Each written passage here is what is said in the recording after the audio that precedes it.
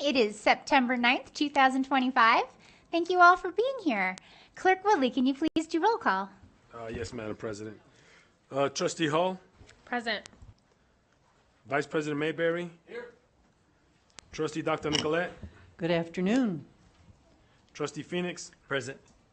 President Smith? Here. Trustee Westlake? Here. Clerk Woodley here. And Student Trustee Meyer Hartley. Here. All present and accounted for, Madam. Thank you so much. We, as usual, are so lucky to have wonderful guests with us here today, and one in particular, our dear friend Kurt Misha. He is the head of PBS Reno. Will you please lead us in the Pledge of Allegiance?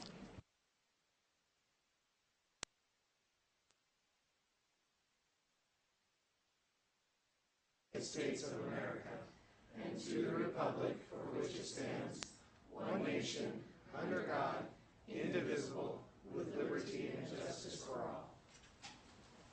Thank you much. Thank you very much, Kurt. All right, that closes item 1.03 and brings us now to 1.04, our land acknowledgement. Every community owes its existence and vitality to generations from around the world who contributed their hopes, dreams, and energy to making the history that led to this moment. Some were brought here against their will. Some were drawn to leave their distant homes in the hope of a better life, and some have lived on this land for more generations than can be counted. Truth and acknowledgement are critical to building mutual respect and connection across all barriers of heritage and difference. We begin this effort to acknowledge what has been buried by honoring the truth. We acknowledge that some of our educational structures are situated in the traditional homelands of the Washoe, Washoe, Nukmu, Northern Paiute, Nihui, Western Shoshone, and Nuhu, Southern Paiute peoples. We pay respect to their elders, past and present. These lands continue to be a gathering place for Indigenous peoples, and we recognize their deep connections to these places. We extend our appreciation for the opportunity to live and learn in their territory. Thank you so much. That closes item 1.04 and section 1 in its entirety, and we will move on now to section 2, our consent agenda items.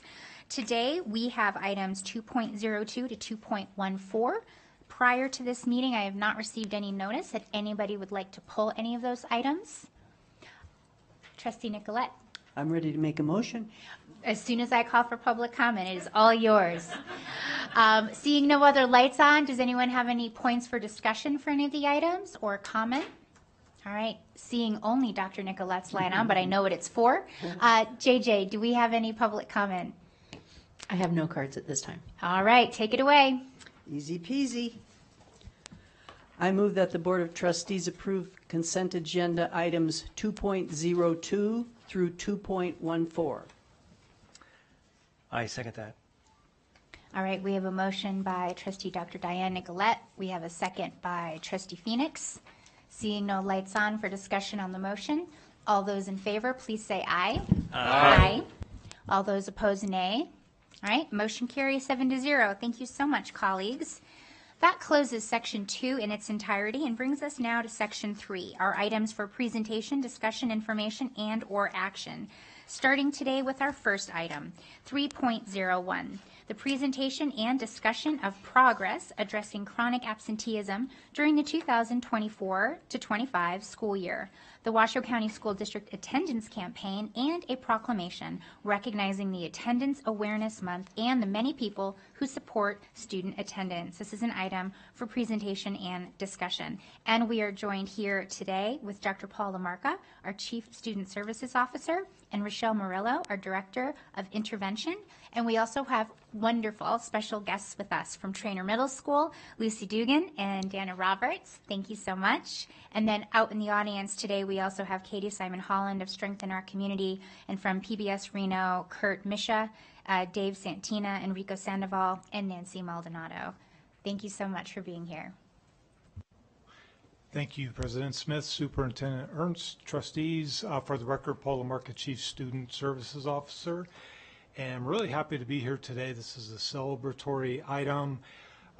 In early 2000s, the Annie Casey Foundation was doing research looking at root causes associated with academic performance, and lo and behold, they found that attendance matters. It was just earth-shattering research at the time, but it was actually really important. And it led to the Attendance Work, which is a nonprofit national organization, to launch this awareness month every September for attendance. So we're here to celebrate that today, and attendance does matter because high-quality instruction from a trusted adult matters for students. I also want to say that we're celebrating Pillar B of your strategic plan, and I thank you for that. This is an area that is particularly critical for us to have community partners, and so strengthening and expanding family, school, and community partnerships is really important to this work. So I'm very excited that we will get to celebrate a couple of our community partners. Obviously, we have many more partners who we won't be able to celebrate today, but in due time, maybe we can. Our objectives, again, is to talk about the 25 school year. We had great success. You already know that, but we're going to talk about it in a little more detail. We're going to highlight a couple of our efforts from our community partners, and then we're going to highlight some school efforts, in particular one school. We'll surprise you with that a little bit. And then hopefully you will provide a proclamation for the month. And so I'm going to turn it over to Rochelle. Good afternoon, Rochelle Muriel for the record. I'm the director of the intervention department. Let's move on. I get the pleasure of talking a little bit about our successes with chronic absenteeism. So in support of our strategic plan, we did prioritize under the direction of Superintendent Ernst student engagement and chronic absenteeism. And we did that in a broad way of looking at it within our department and how we deploy our staff and supporting our schools and school-wide. And so we're really lucky to have our principal here today to highlight that today. So I can't wait for you to see a little example of that. But we did that through many different ways of professional development and engagement, and really making chronic absenteeism a daily focus. What does that look like for the school-wide community, and what does that look like for individualized students? And what we saw is success. We saw decreases in chronic absenteeism, we saw improvements in student engagement, and we saw great improvements in academics as it's correlated to attendance. So that's a great success. It's a celebration, and I just want to jump up and down because the entire district did an incredible job and lots of hard work around that. So we recognize that we are seeing great improvements, but we still have a lot of work to do. So we're going to talk a little bit about what that could look like. So back in 2024, we presented our comprehensive plan around chronic absenteeism, and what we wanted to do was create a multifaceted comprehensive plan that looked at the broad range of how do we support schools, how do we provide professional development, how do we deploy our attendance officers and our re-engagement specialists so that every school has an attendance officer and re-engagement specialist that supported their needs. How do we provide strategies and interventions? So we developed toolkits for principals and school staff to access different resources, ideas, programs, and interventions that were research-based, and we provided training around that. And then we worked really hard to develop community partnerships because we know we can't do this alone. Sometimes the reasons why students are missing school is because there's something happening, there's a barrier. And so one of those examples is RTC, who provides free transportation for students now. So those community partnerships are key to us being successful. So we're now going to talk about one of our partnerships, and that is with PBS Reno. And I know Michelle Anderson really wanted to be here for this. She really wanted to be on her vacation a little bit more. So we're left doing this, and that's okay. But you may remember a little over a year ago, Strengthen Our Communities and the Community Task Force, they partnered with PBS to do sort of an informational piece around attendance and the importance of going to school, and they disseminated this through our Spanish media. So we'd already had this kind of ongoing relationship, and then Mr. Kazmierski, we all know how tenacious Mike is. He was working with the state and secured some funding for the school district, which enabled us to enter into a contract with PBS, and from that spawn this Great Things Happen When You Show Up campaign. So we're going to show you this YouTube clip, I think. In a minute, we have a couple more. No, that. If you're a kindergarten parent,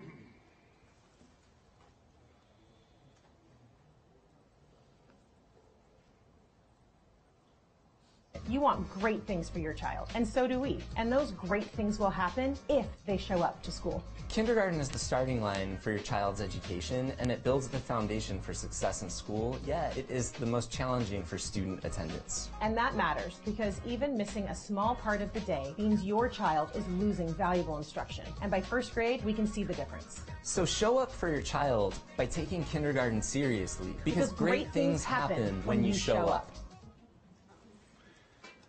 So we have a couple of those pieces. I think you may have seen that before. There's a couple of our outstanding elementary principals.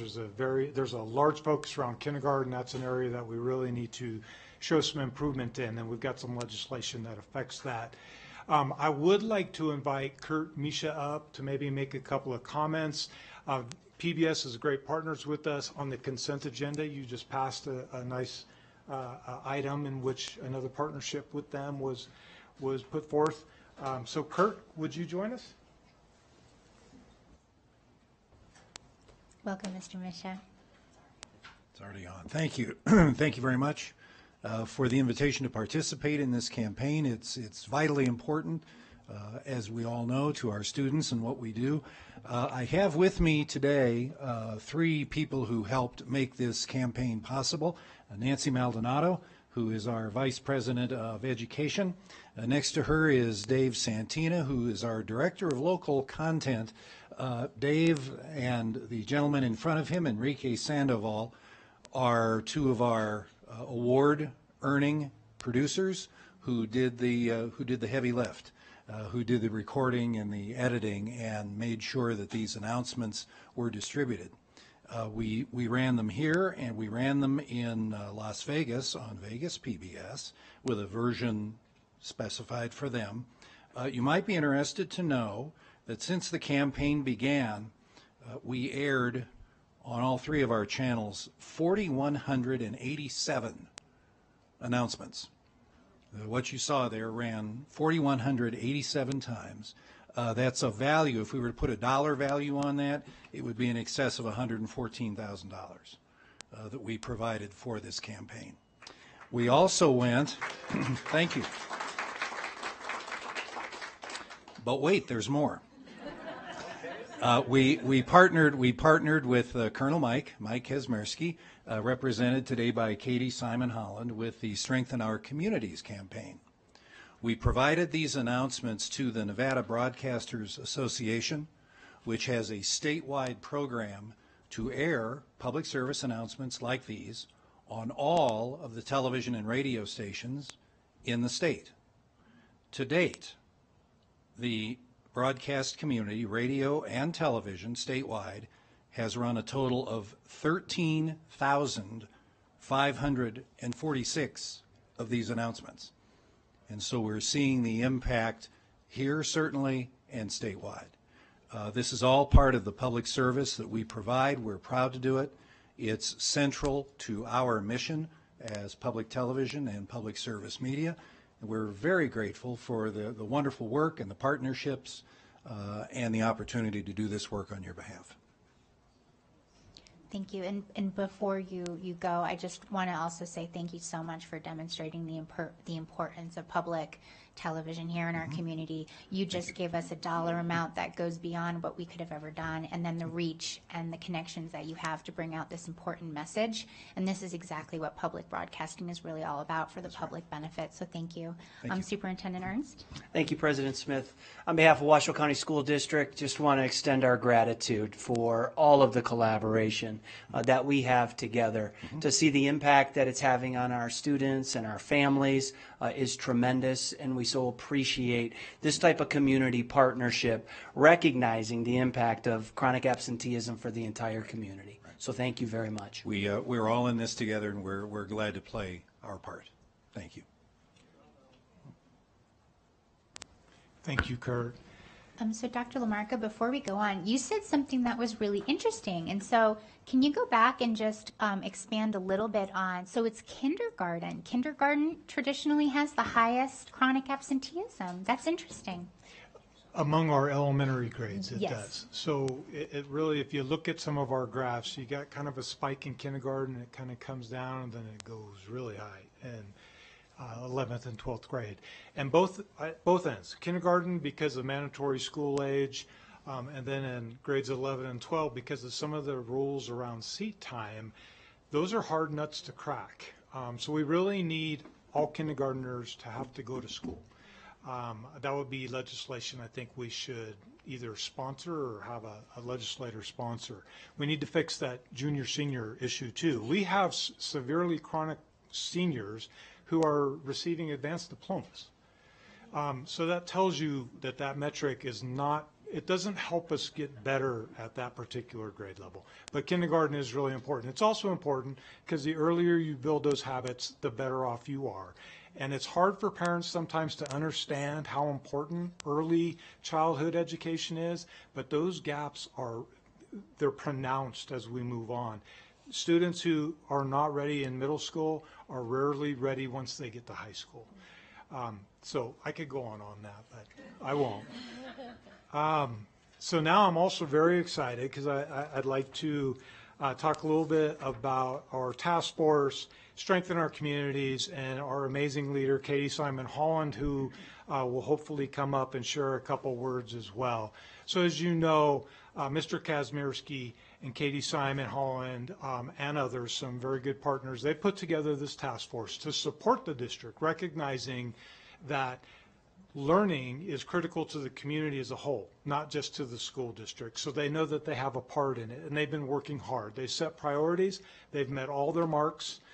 They're in it for the long haul. Because of them, we've been able to expand some of our community and schools programming. We've been able to expand our middle school engagement programming. We stabilized some of our FRC funding, and I know that they have their eyes set on expanding family resource centers if possible. And they've done a number of other smaller things that are less visible but are equally important. I'm very excited. Mike and I met with Community Health Alliance last April, I think it was. Rochelle was part of that as well. We started a kind of a relationship, and now this year we are actually having a more formal relationship where kids in the Sparks area and several of our schools will have access to Community Health Alliance on any day that they need it to receive medical care. And really that's in an attempt to get them back into school as quick as possible. I think that's really exciting, and there's other things that might grow from it if it works, and we'll find out if it works. He also has been instrumental in stimulating a partnership with the city of Reno. We don't know exactly what that looks like quite yet, so I don't want to talk about it too much.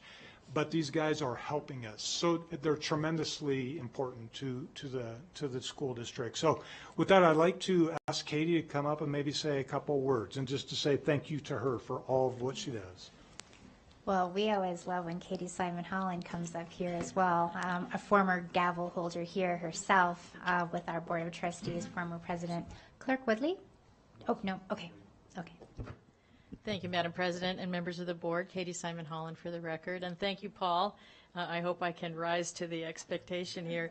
I do want to, first of all, acknowledge Mike Kazmierski. As you said, you know, he never lets go of anything. He's in Las Vegas today actually fundraising for our efforts. So hats off to Mike. He brought the community task force together, and we had a tremendous amount of support. You know, when Mike calls, you pick up the phone.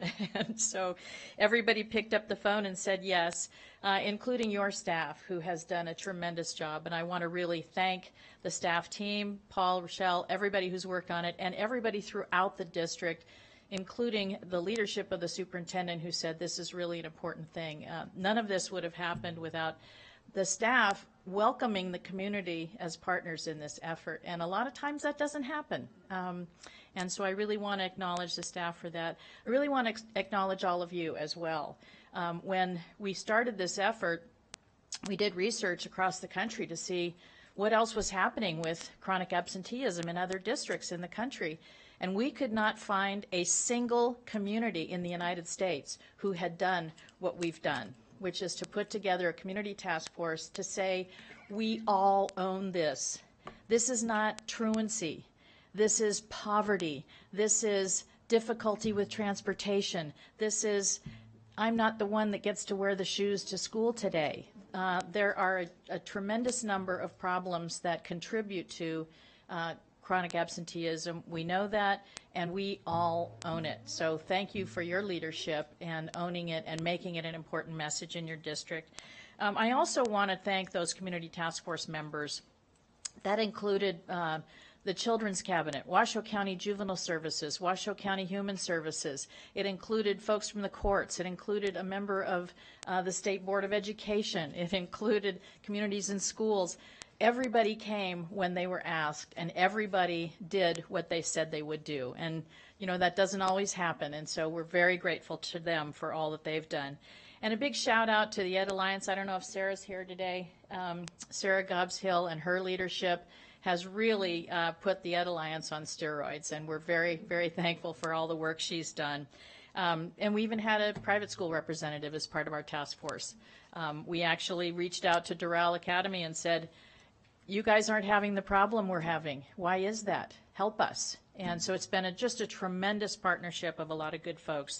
PBS, again, you've heard the tremendous leadership from PBS. Again, we live in a special place, and I think we all know that. But when PBS steps up the way they have, and our community task force stepped up the way they have, you just don't find that elsewhere. And so we're very thankful for that. And last, I want to thank our donors.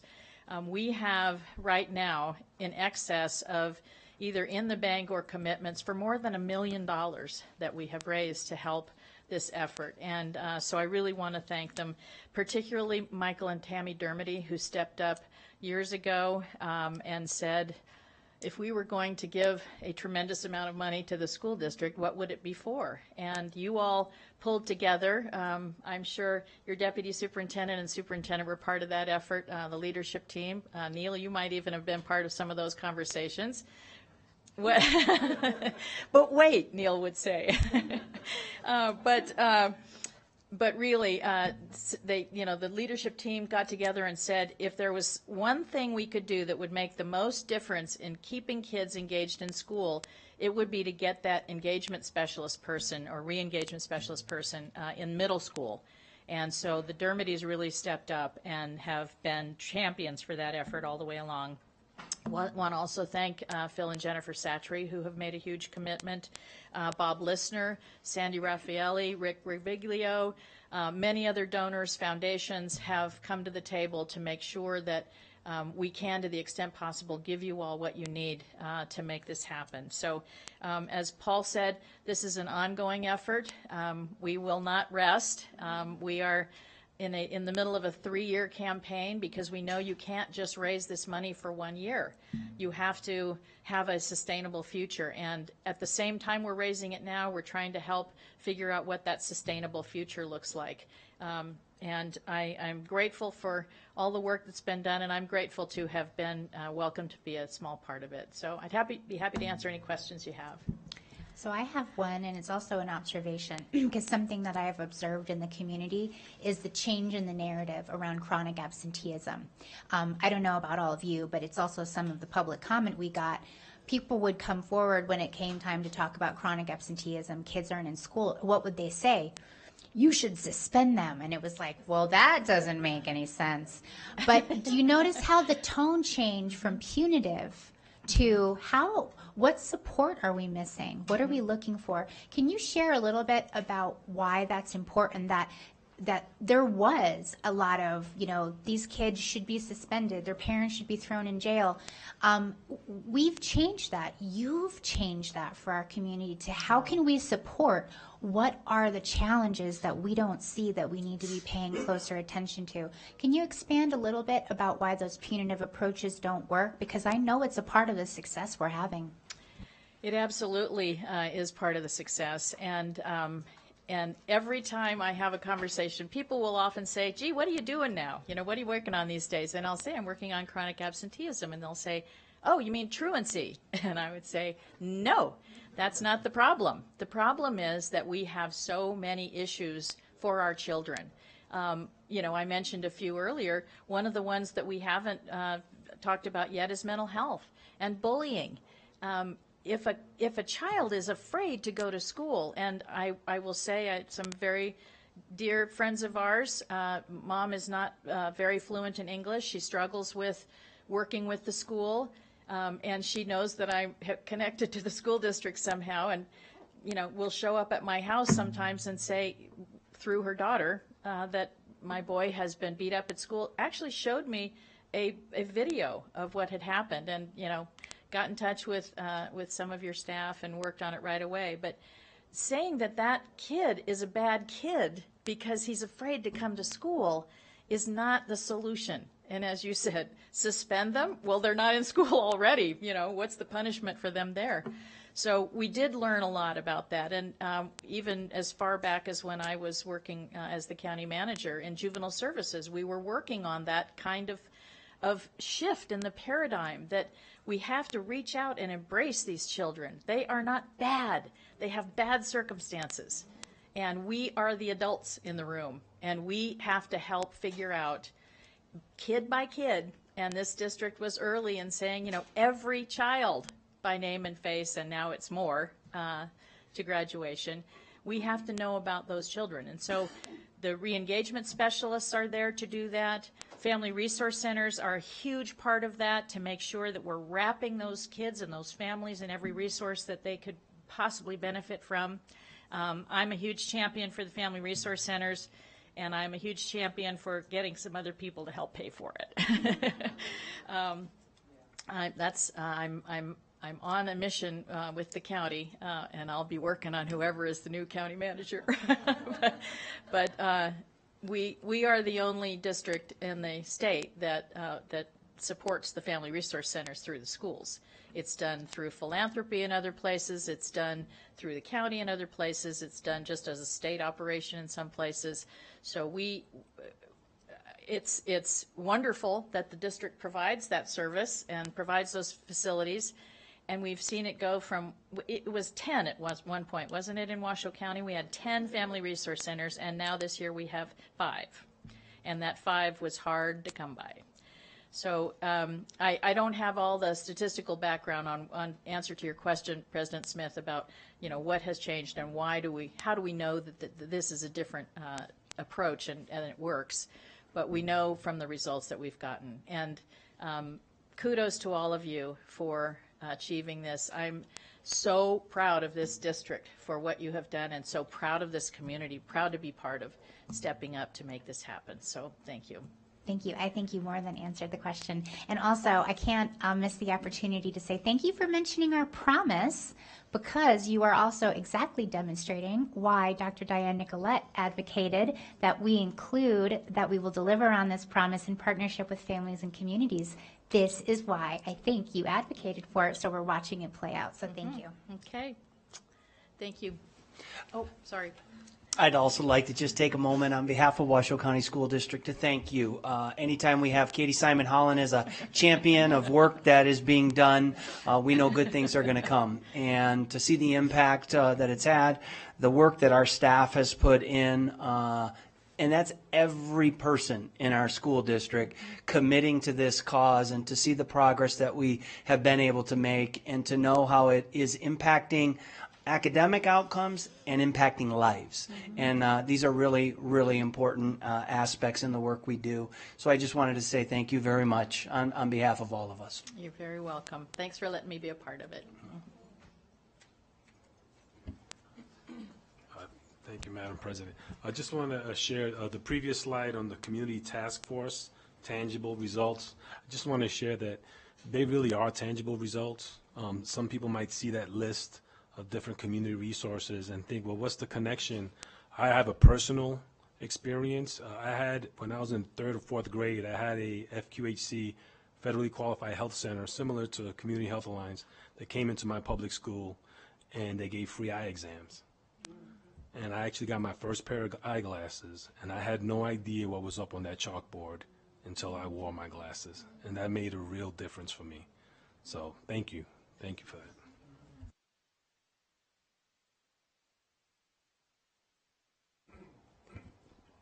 Okay, so we're going to talk a little bit about school-based efforts and what worked. What were some of the strategies and interventions that we provided across the district? So what we found, and with the schools that made the most significant decreases in chronic absenteeism, is they focused on attendance on a daily basis. They collaborated with our intervention department, and hopefully Lucy will tell you some of those stories about looking at their chronic absenteeism data and really examining it and thinking about it.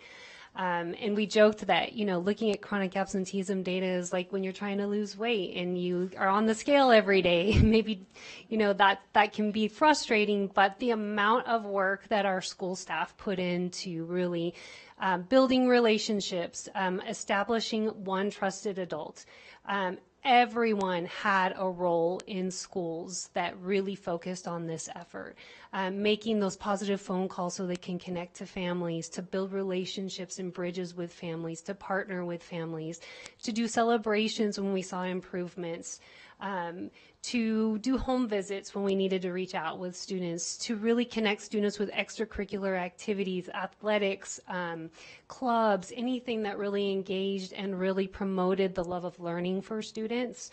And just that welcoming culture where students felt like they were a part of the community. Those were some of the things that we really saw making great impacts for students and their families. And I'm super excited now to introduce Lucy Dugan and Dana Roberts from Trainer Middle School. She's going to talk to you a little bit about this, but one of the things schools did was really think about innovative ways that their school needed, those strategies or those interventions that their school needed. And for years we've had walking school buses, and it was a strategy around safe routes to school, right? But what we found is this is a really great way to think about attendance too. And so I'm going to let Lucy set this video up, and then you're going to get to see it in action. Hi, everyone.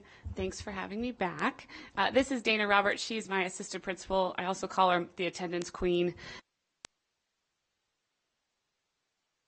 Sorry. She played a huge role in our 10% decrease in chronic absenteeism last year, and the plan is to do it again this year. So one of the ideas with this walking school bus was over the summer, my registrar was talking to parents and getting them registered for school this year, and parents were concerned about the walk zone and their kiddo, specifically sixth grader, who was going to be walking possibly 2 miles to school, and parents not being super comfortable with that because there wouldn't be a school bus.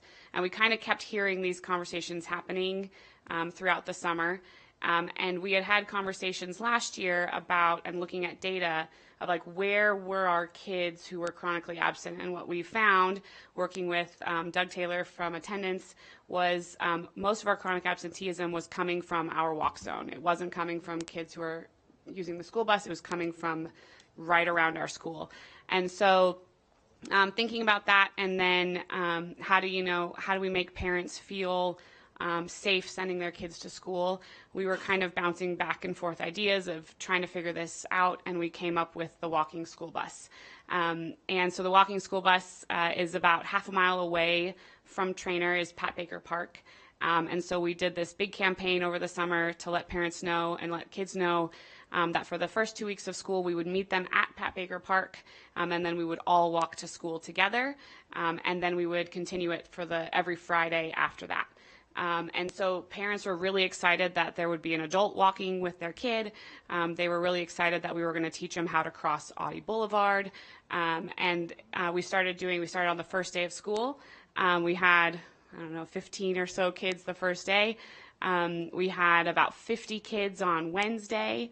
And then it's been around 20 kids since then, which has been really great.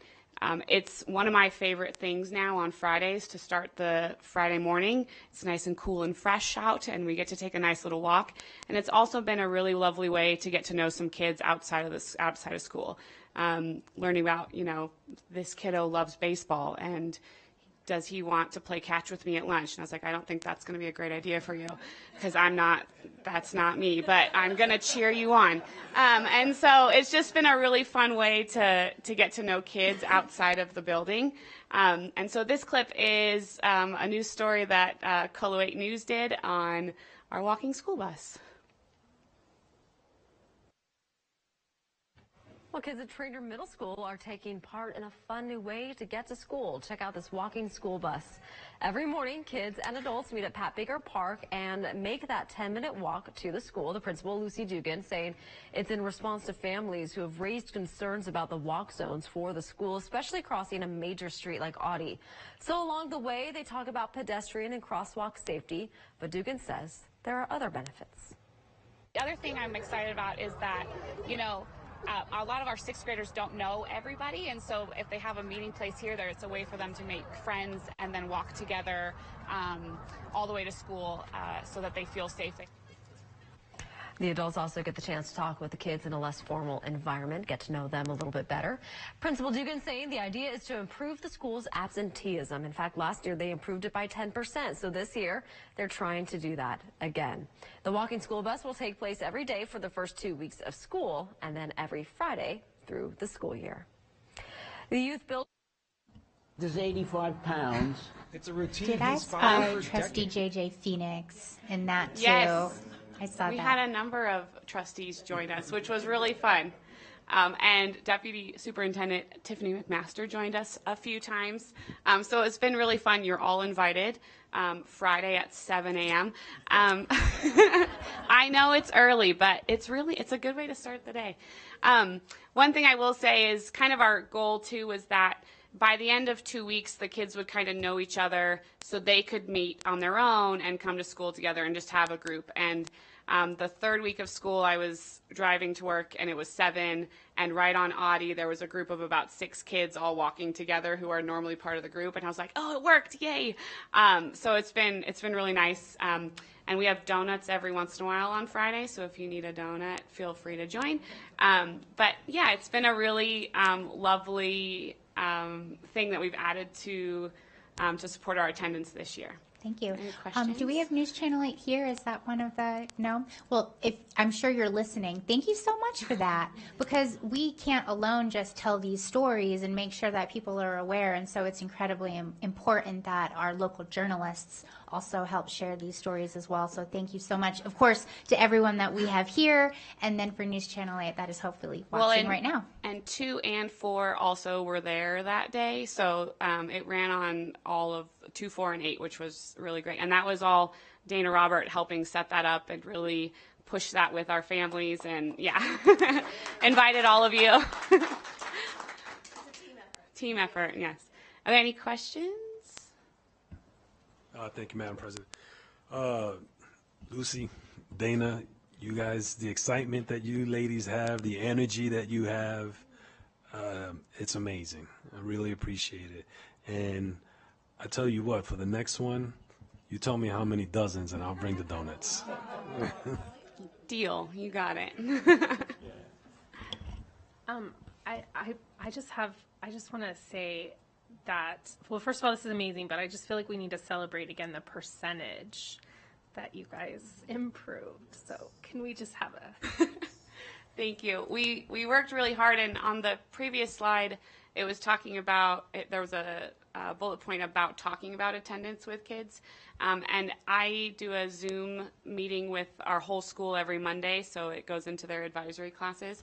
And there's a slide every single week about chronic absenteeism, and I pull the report from Big, and I have the pyramid, and I say like, hey, we want to get everybody in green, and some of us are in yellow, and some of us are in red, and here's what we're trying to do. And so we are constantly putting that data in front of our kids and in front of our families, and so that really helps with our attendance. Yeah. Can I make a quick comment? You should also look at their academic achievement because it matters when kids show up. I do believe that Superintendent Ernst did some celebrations of Trainer specifically at the Back to School Principals Academy. Yeah? We sure did. There's good things happening. I was trying to cue you on that. Yeah, I mean, the efforts that are being put in from the administrative team to the staff, the connections with the community, the outreach that's occurring, and overall connections you're making with kids makes them want to be a part of that community. And when they're a part of that community, they're thriving, and they're making not just proficiency gains, but they're growing towards proficiency as well. And so very grateful for your leadership and for the work that's being done at Trainer Middle School.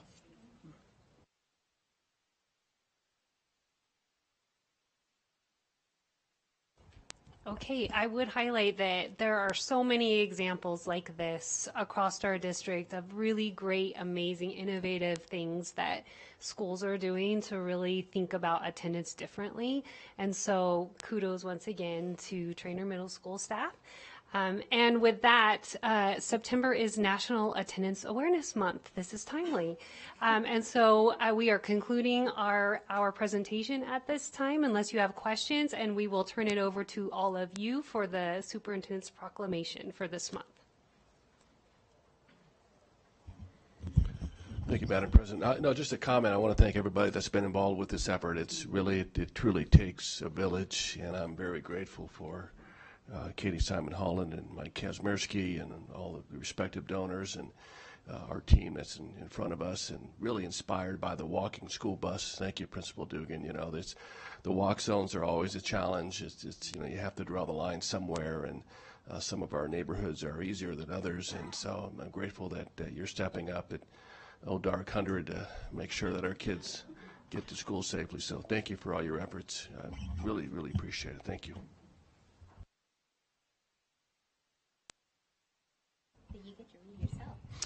All right, so I get the opportunity to read our attendance proclamation. So we'll go ahead and read that. Whereas good attendance and student engagement is the cornerstone of student learning and graduation.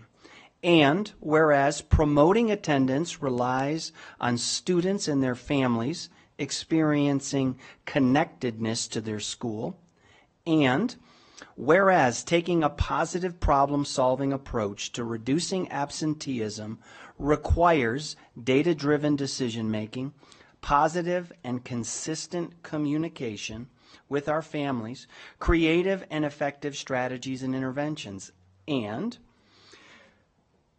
whereas improving attendance and reducing absenteeism takes schools, the school district, families, and community partners working together to identify and address factors contributing to students missing schools, particularly a lack of access to resources, mental and physical health services, and access to basic economic supports, including food and housing.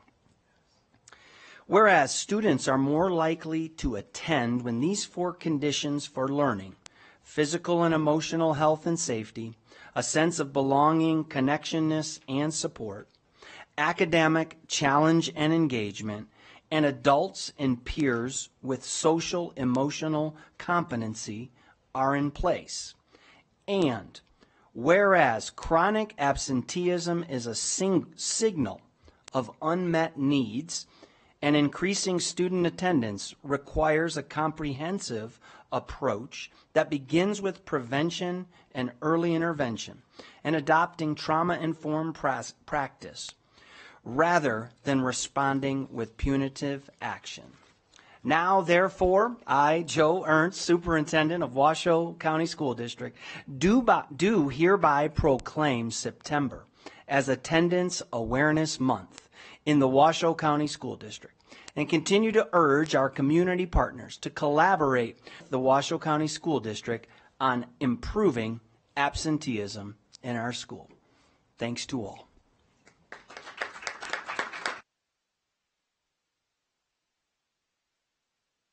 All right, well, let's get everybody up to take a photo.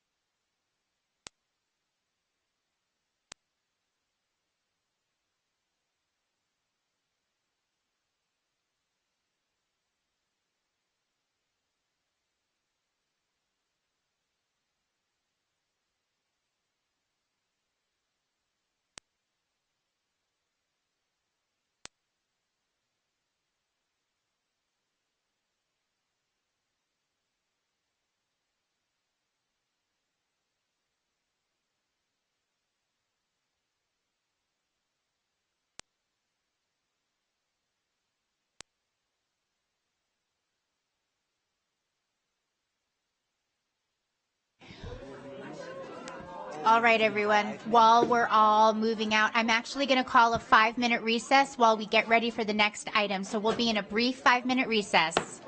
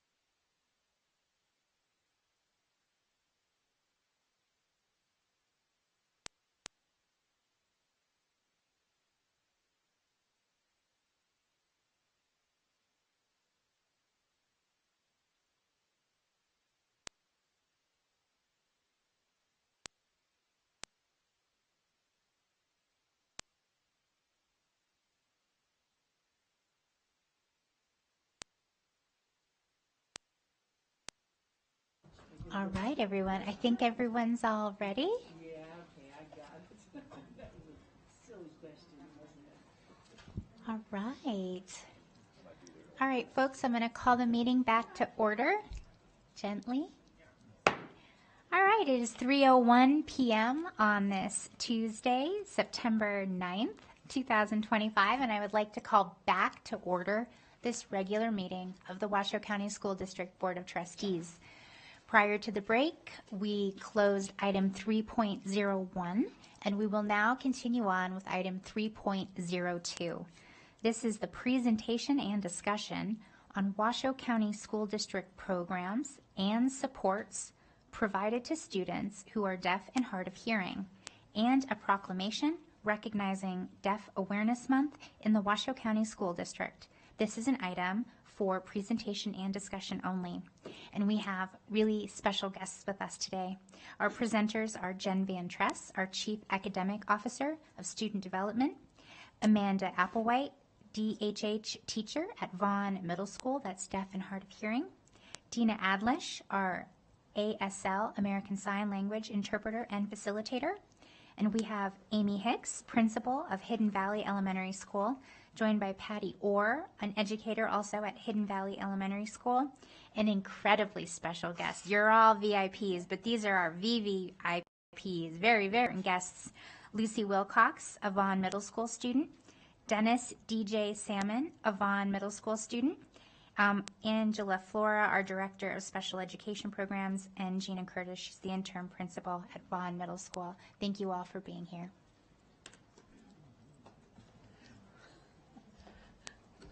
President Smith, Superintendent Ernst, members of the board, Jennifer Van Tress, Chief Academic Officer for Washoe County School District. Thank you so much for giving us the opportunity this afternoon to come and speak to you about Deaf Awareness Month. We are so excited to have this time. We have several other members of our community and our families and our staff that have also joined that I'd also like to recognize. So we do have Lucy's parents, mother, Erin Wilcox, who is also the parent guide and education advocate for Hands and Voices. Thank you for joining us today. We have DJ's parents, Dennis and Susanna, and his sister, Alea, is also in the audience with us. We have Dr. Megan Swank, who is a local audiologist in the community as well. We also have the future current principal for Vaughn, Mandy Lobkowitz, past, future, current, also in the audience. We also have Melinda Baker, who is the area superintendent. And we have two of our interpreters in the audience. We have Joanna Dunlap and we have Shauna Hafen, got it, in our audience, as well as Giselle Diaz, who is a teacher assistant at Vaughn and a former student with Vaughn in the audience as well. See, I think I got everyone. Okay, so I'd really like to take a moment to thank everyone for being here today. It's such a great opportunity to recognize such a small but mighty group in the Washoe County School District. So we're here to recognize our September is Deaf Awareness Month, and we want to have the opportunity to share with you how our services and our students perform in our school district and give you the opportunity to hear from them. And as you clearly have already recognized, in deaf spaces, applause is visual. So thank you for giving us the opportunity for a visual round of applause. So thank you for joining us today.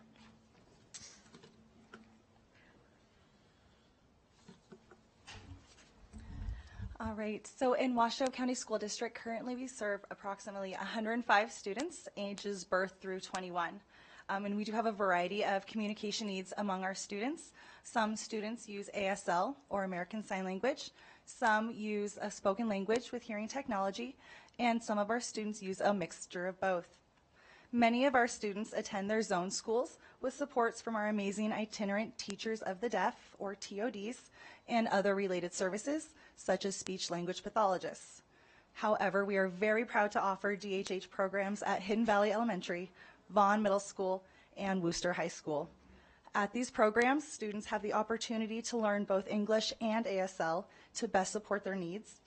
They take classes in both general education and in the DHH classroom. They have the opportunity to interact with their hearing peers and also other deaf and hard of hearing peers. They receive academic instruction from the teacher of the deaf in the language modality that best suits their needs. They have instruction in academics as well as DHH specific needs such as self-advocacy related to hearing loss, their personal hearing equipment, accommodations, and community resources. And I'm most proud of all to say that they also have the exposure to deaf adults and role models. We are very proud to have DHH staff members working in our DHH programs at both Vaughan and Worcester. Services for students are determined by their needs, and it can include, again, that general education classes with supports, resource services, or specialized classes according to their IEP or 504. And so joining us today, we have two students representing our DHH programs. Both of these students have been in Washoe County School District since pre-K and have attended the DHH programs at Hidden Valley and Vaughan. Though these students have had similar educational journeys, they are very different in their interests, abilities, needs, and communication preferences. While there is no one right way to be deaf or hard of hearing, there is a right way to ensure our DHH students receive equal access and opportunities and have the same positive outcomes as their peers. Here to share some of their personal experiences, successes, and struggles, I am very honored to introduce two of my Vaughan students, Lucy Wilcox and DJ Salmon.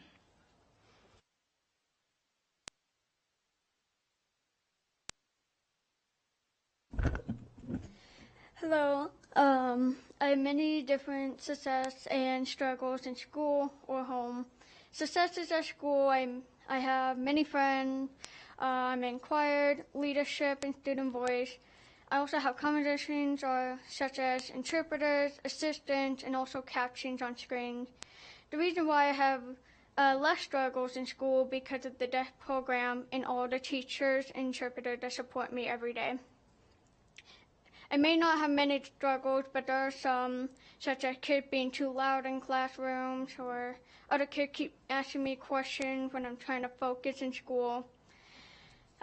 Successes at home, I have many things that help me when I'm deaf, such as captions on TV, bed shaker alarm, deaf fire alarms, like parents and my own brother can sign. I got TV speakers that connect to only my hearing aids, and I'm also like halfway part of the Nevada Hand of Voices. I only have one struggle at home is when I'm calling with my friend, it's hard to hear him on the phone or a tablet, wherever. Yeah.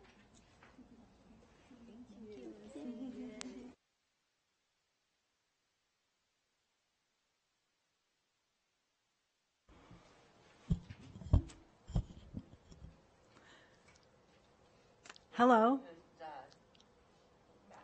Welcome back.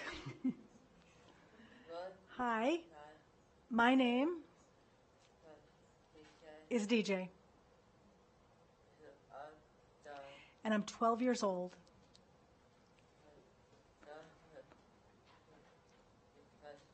I was born deaf. I live with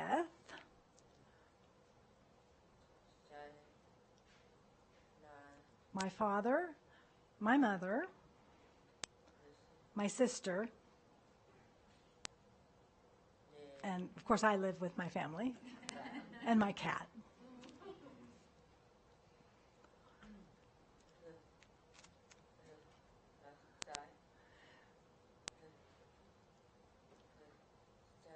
My dad plays games with me.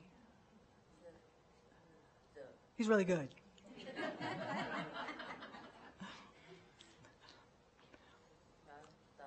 My mom is blind, and I help her. When we're crossing the street, I make sure and look both ways to make sure that we're safe crossing.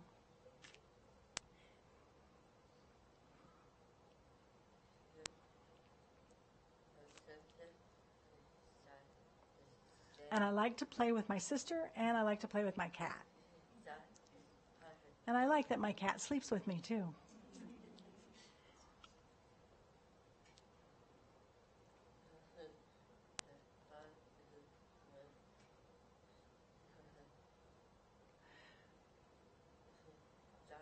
my dad, he and I help each other. I help him with sign, and he signs a little bit, so he helps me too.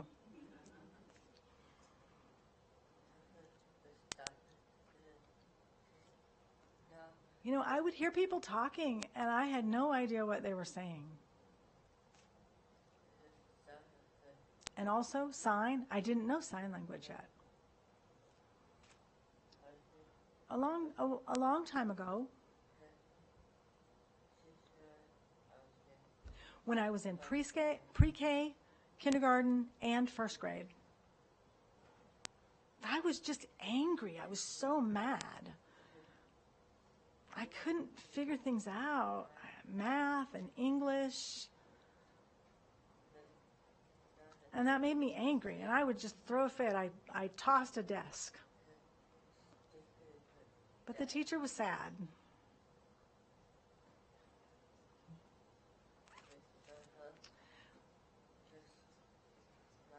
When I would go home, I watch YouTube, and I learn. And so when I would watch it, it would just help relax me.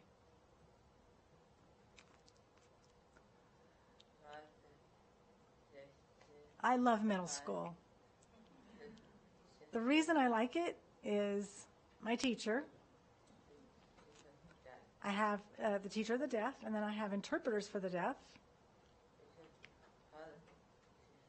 And also, I'm in a deaf classroom.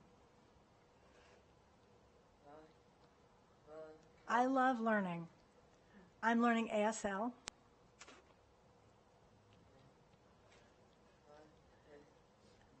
And I love hanging out with my friends and being able to communicate with them. I love learning math and science and English. And also PE. We play basketball. And I love art because I get to be creative. And that's the end.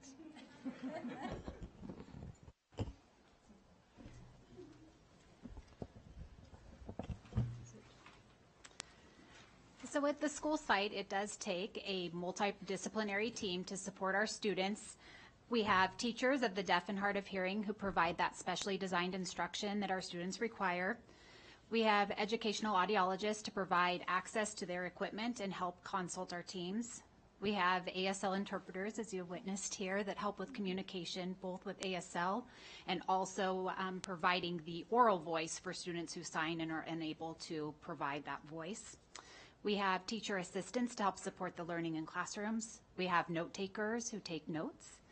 We have speech language pathologists who help provide language as communication. We have, of course, the general education teachers who provide that Tier 1 instruction for our students, and then school administrators. All of our goal is to support language access in the school setting to provide that participation and ultimately to support those learning outcomes for students. Access drives our achievement. We remove the communication barriers. We have the ASL interpreting. This is across many settings across the school.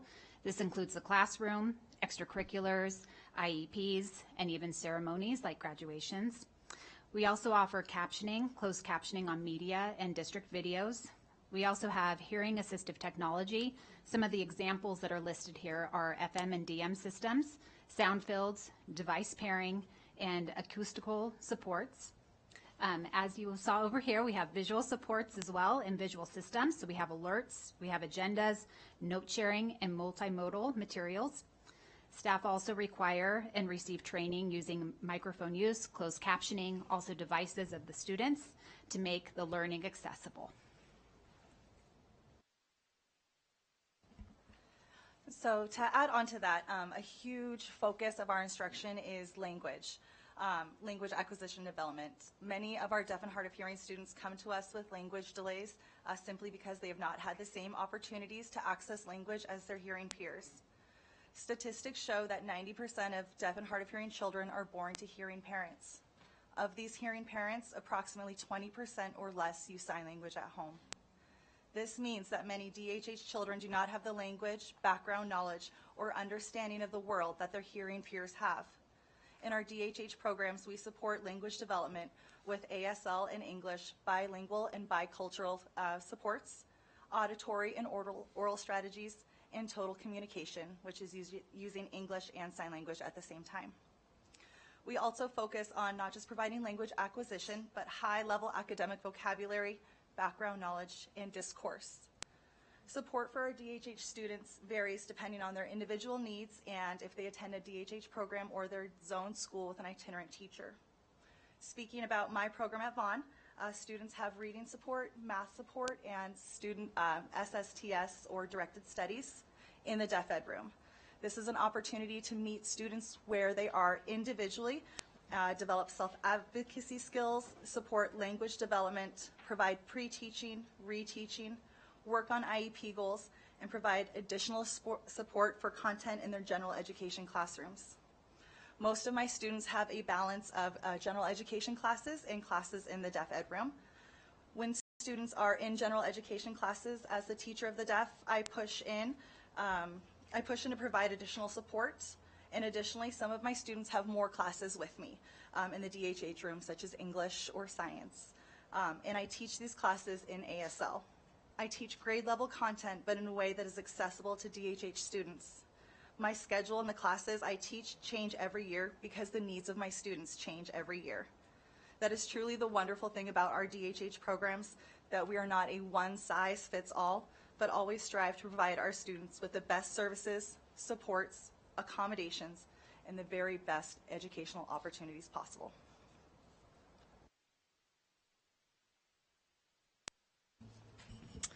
So all of this falls within our guidelines for Washoe County School District under the IDEA, Section 504, and the ADA.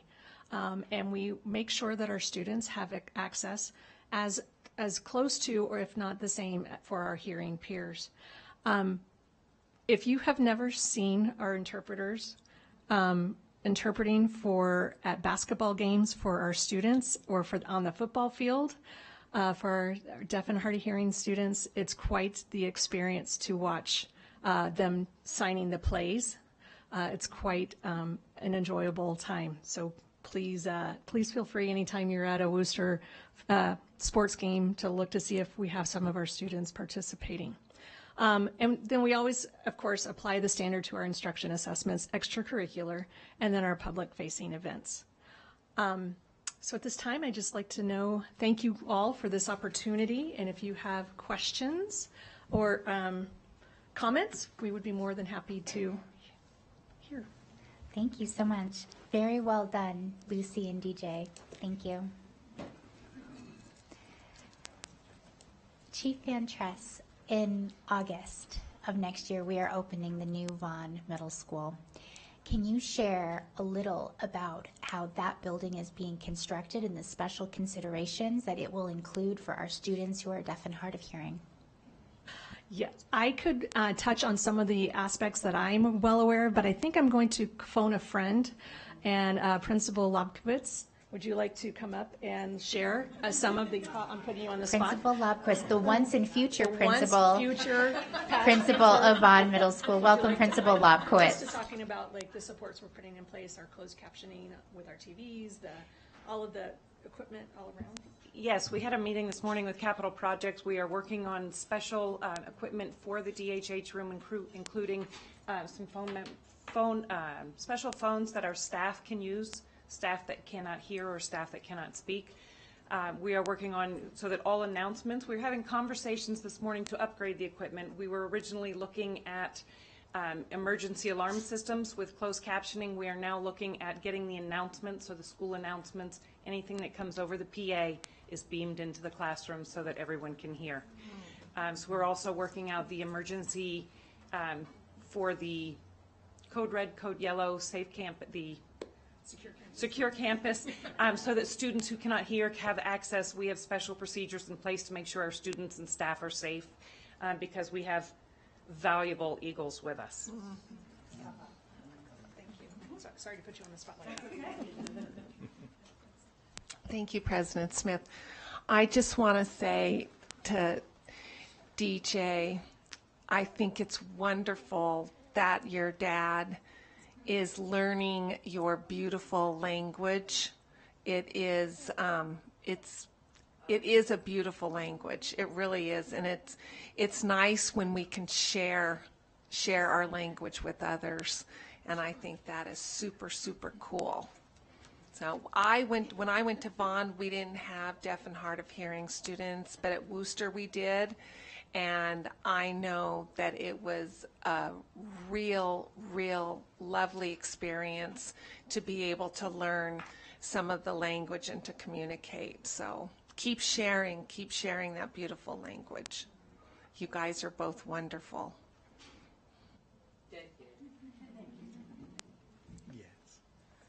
I wanted to tell those two right there that thank you for coming here today and having the courage to speak before us.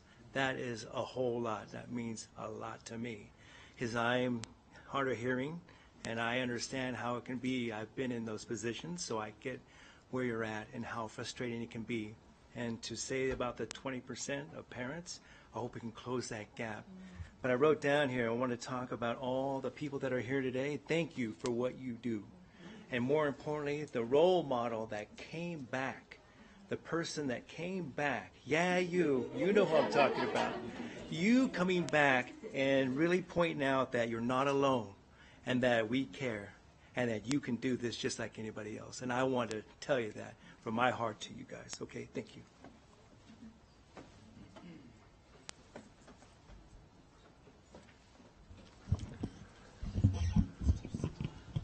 Okay, thank you, President Smith. Well, I've lost my man card today. This is you know, we're all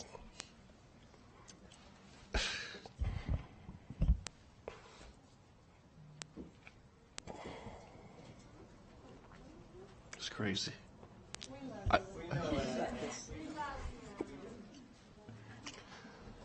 You are a model. You know, we're all we gravitate toward people that that we share adversity with, right? You know, maybe it's hard of hearing, maybe it's sight impaired, maybe it's a disability, maybe it's the color of your skin, your ethnicity, your background. You know, in my case, all my friends are bald.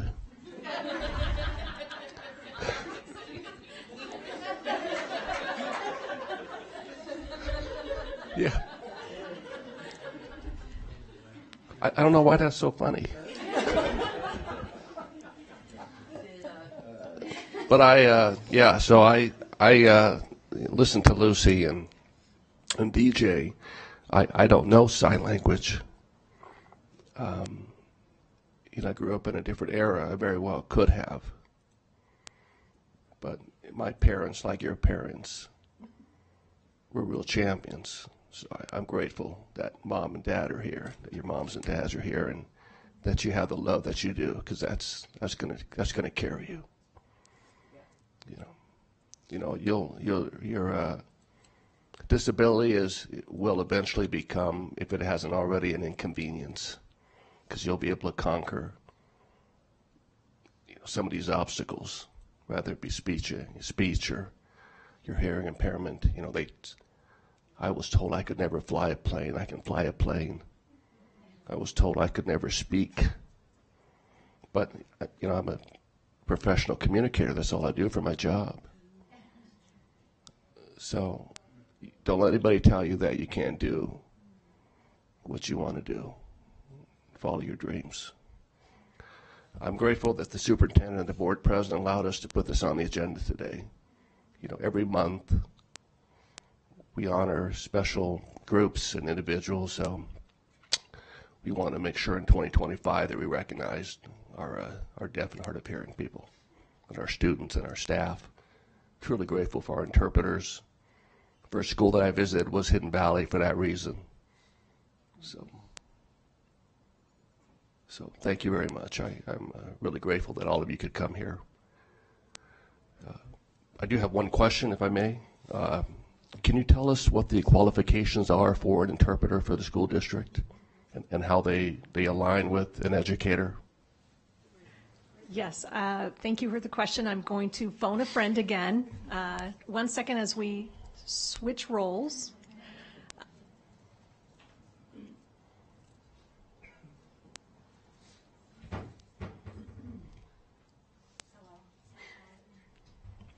Hello again, now that it's on. The state has been raising the bar on interpreter qualifications to make sure that we have qualified interpreters in the classroom. So the qualifications currently are, we have to have a BA degree. We have to take a test called an EIPA. It stands for Educational Interpreters Performance Assessment, and is a two-part test.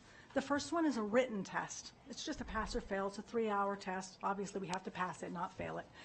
The second one is a performance test. And this test, we get a score. That score is up to 5, but measured in the tenths, to the 10th place.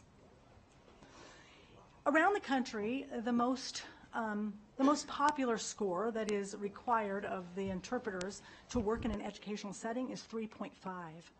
But here in Nevada, we are one of only 14 states that require a 4.0. However, we do have an opportunity for people to be a provisional interpreter. And as a provisional interpreter, they can have a 3.5 to a 3.9. The requirement is that they have 5 years to get that score up to a 4.0. Another requirement that we have is that we have to get 20 hours of professional development every year. However, our provisional interpreters have to get another 20 hours in tutoring to make sure they can get that score up to 4.0 in 5 years. And last but not least, we have to register with the state to make sure that we're keeping up with all of those requirements. Here in this, you were asking about how that sort of compares. Here in this district, we are educational support personnel, but we really align more with teachers in terms of the requirements that we have. We had to go through a training program. We had a preparation program. We had to do an internship. We have to have a degree. We have to get 20 hours every year of professional development, actually more than the teachers do. However, we do not have a licensing board. We do not have to be licensed per se.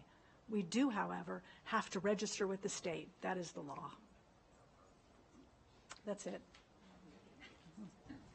Thank you very much. Thank you. Along those lines, I have some great news to share, is that Vaughn has a long-term goal to add ASL as a world language, and as an IB school for Vaughn and then leading into Worcester, all students must take a world language, so this will give our students an opportunity to take ASL as a world language as part of the IB program. So help filling our need as we continue to move forward. So some great opportunities there as well. So.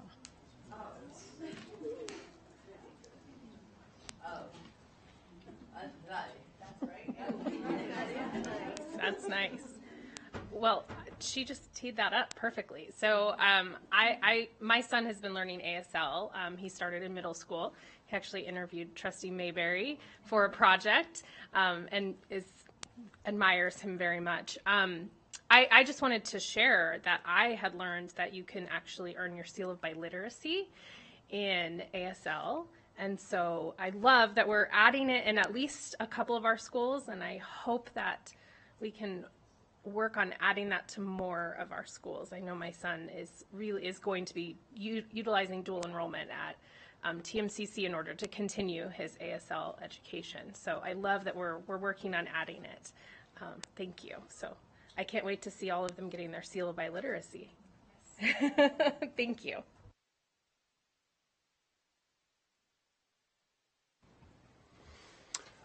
Well, I just wanted to take a couple of minutes. First of all, Lucy and DJ, thank you for being here. You are both superstars, and your courage to come and talk in front of all of these adults and be here is really admirable. I also want to say thank you to all of those here that are surrounding Lucy and DJ with the love that you are. These unique skills that you're equipping them with, and just this makes me really grateful to be a part of Washoe County School District. My gratitude is to all of you, pardon me as well, but thank you to all of you for what you're doing with Lucy and DJ. So thank you.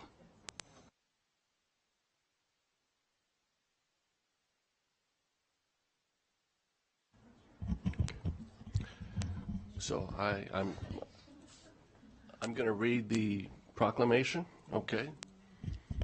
And Lucy and DJ, we love you. Did I do that right? Okay. Yeah, okay, thank you. So whereas Deaf Awareness Month is observed annually in September to celebrate the rich cultural history, language, and contributions of the deaf and hard of hearing community. And whereas the American Sign Language and other sign languages are vital, fully developed languages that serve as a primary means of communication for many deaf individuals, fostering identity, connection, and expression. And whereas the deaf community has made significant contributions to society in the fields of education, arts, science, advocacy, and public service, and continues to inspire progress toward greater inclusion and accessibility. And whereas raising awareness about deaf culture and the barriers faced by deaf and hard of hearing individuals promotes understanding, equity, and the importance of accessible communication in all areas of life. And whereas it is our collective responsibility to ensure that deaf individuals have equal access to opportunities, services, and participation in civic life through inclusive practices, accommodations, and respect for linguistic, and cultural diversity. Now, therefore, on behalf of Joe Ernst, Superintendent of the Washoe County School District,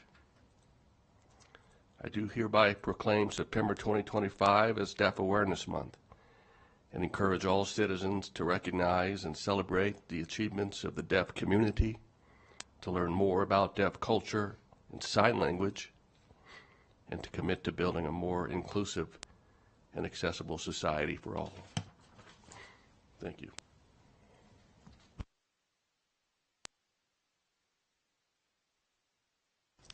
And now we will come up to take a photo and replenish all of our Kleenex.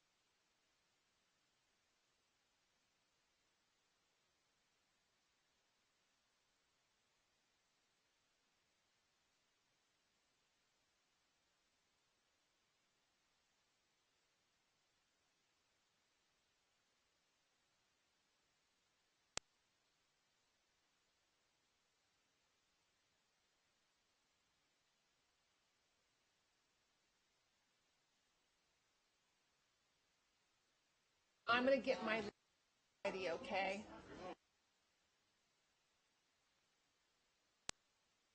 Ready, okay.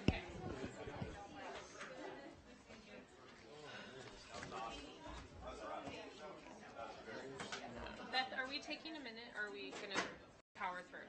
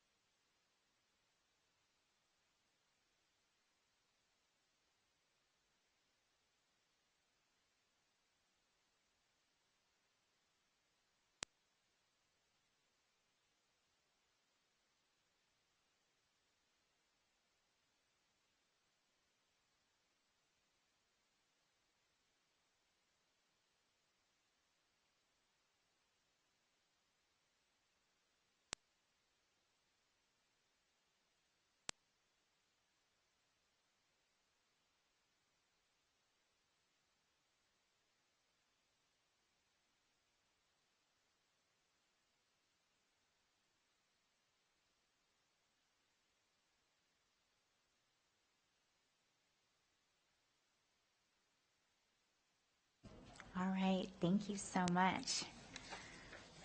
All right, team, that was two beautiful items, truly. That closes item 3.02 and brings us now to our final item in section 3, item 3.03, the presentation and possible action to provide preliminary approval for the amendment of Board Policy 4500, District Employee Speech and Initiation of the 13-day public review and comment period. This is an item for possible action, and we welcome with us Kevin Pick from our Chief Legal Counsel's Office, and then Neil Rombardo, our Chief General Counsel. Welcome, gentlemen. Yes.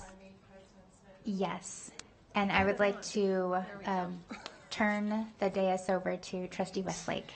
Thank you, President Smith. I have a disclaimer, and I'm going to read it so I don't leave anything out, but I just want to say, I want to apologize because this has put staff to extra work, and I can tell you it was honestly a mistake, but I still don't like putting people to extra work, and I appreciate that your diligence so we stay in the line. So having to do with 3.03, pursuant to NRS 241.0365, I'm making the following disclosure out of an abundance of caution to correct a potential open meeting law issue.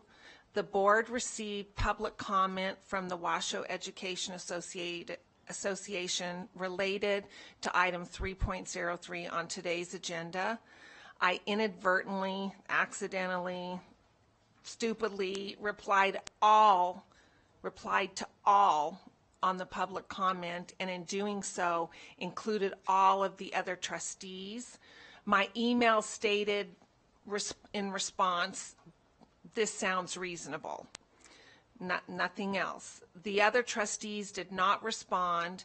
There was no promise or commitment by the board or myself of any kind, and I have asked that my email be placed into the public record and minutes for this meeting. Again, I'm making this disclosure to cure any potential open meeting law issue. Please let me, let's see. please let this stand in the record. Thank you. Thank you, Trustee Westlake. Thank you. Good afternoon, President Smith, Superintendent Ernst. First, 28 years, no crying. That was awesome. Okay. See, I failed. I almost made it. That was really great. Yeah. Anyway, moving on. First, I want to recognize Kevin. Kevin's put a ton of work into this and really worked on the First Amendment. We did a lot of research. We dug back in. And so we're pretty happy with where we landed on this thing. We did receive recent public comment. We also received comment from Trustee Mayberry, Trustee Westlake's inadvertent comment. So we try to integrate those comments as well. And we feel that this product really meets what you all deliberated about last time, and we also feel like this product takes into account what we received from our associations to the best of our ability. We have to remember that we sit as an employer of employees, so there's always a different point of view, okay? And that's our obligation as the employer. I would also just point out that, as I mentioned before, the current board policy 4500 has a lot of inconsistencies that need to be corrected, and that's why we're taking this on at this point in time. And we believe that this policy gets rid of those inconsistencies and meets the First Amendment and meets what we should be doing as public employers. I would like to point out that there was some discussion last time, and I made a slight mistake. I was asked this by a trustee, so I want to clear the record. I said that the First Amendment is the most litigated amendment of the Constitution. It's technically not. It's the 14th Amendment, but the 14th Amendment as it relates to the First Amendment. So the 14th Amendment says that all these amendments also apply to the states, and then the First Amendment is how that happens. So I stand corrected slightly. I would argue that I could still make the argument it's the First Amendment. But I did some research, and it's technically the 14th. So all of that to say, and then also I should mention one last thing before we dive through this. The things in yellow are an update that we did after receiving the information and the public comments over the last few days. So I don't want you to think that we did this in a vacuum and we took what you said to heart. So let's start with definitions. We defined what's a matter of public concern. We defined a private capacity. I'm not going to go through the old stuff, if you will, because I think we covered that at great length last time. So moving down, I know this was the section 4 that we had a lot of discussion about, and so General Counsel Kevin made these changes this morning, actually. He and I spoke about it at length, and then we decided that we felt like this language in B and C, it's not exactly what you all asked for last time. It's actually even more, and it's also actually more consistent with what the association sent in. So I rest on that. I would like Kevin to have an opportunity to weigh in before we turn it over to the board for deliberations and discussions, et cetera. So. Hi, President Smith, Superintendent Ernst, Trustees. I really don't have anything to add on top of what Chief Rombaro said, but just to reiterate, we did, look at the comments.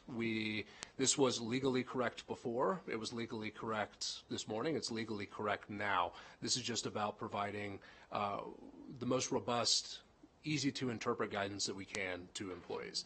And so this is the product of that, and hopefully it's easier to follow while still being legally correct as it always had been. So thank you. So for this portion, and before we do public comment, because I have questions, so as we normally do, Not always, but as we often do, we start the item with questions and clarifications before we move on to deliberation, because we want to also do public comment, and then we can start thinking about, where we might land on this. So just starting with a line of questioning, just so that we could understand.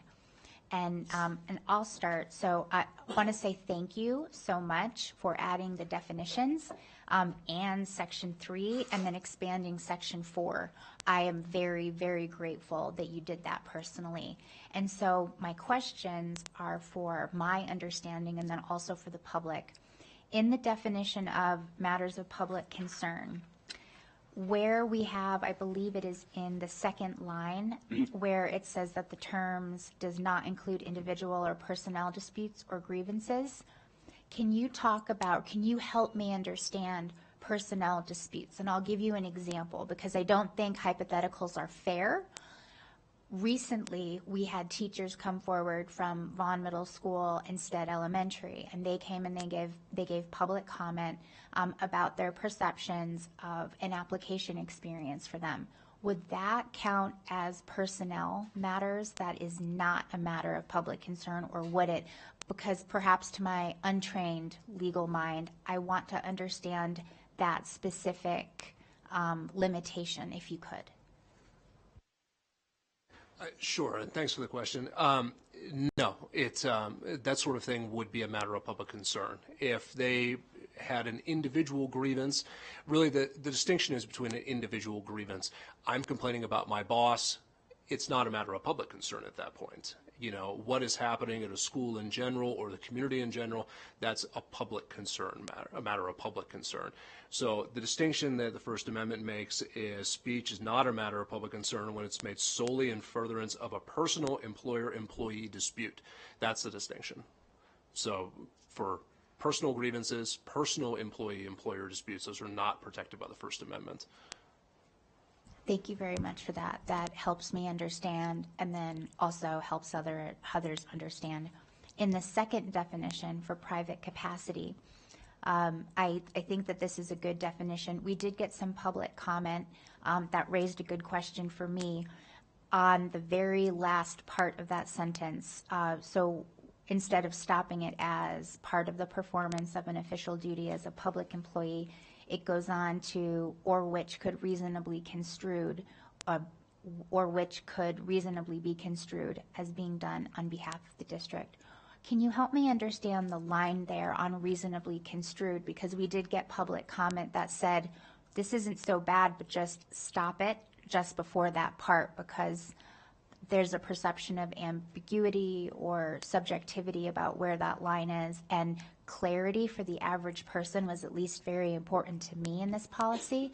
So can you help me understand if it's, and I know everything is necessary, but can you help me understand that a little more, please?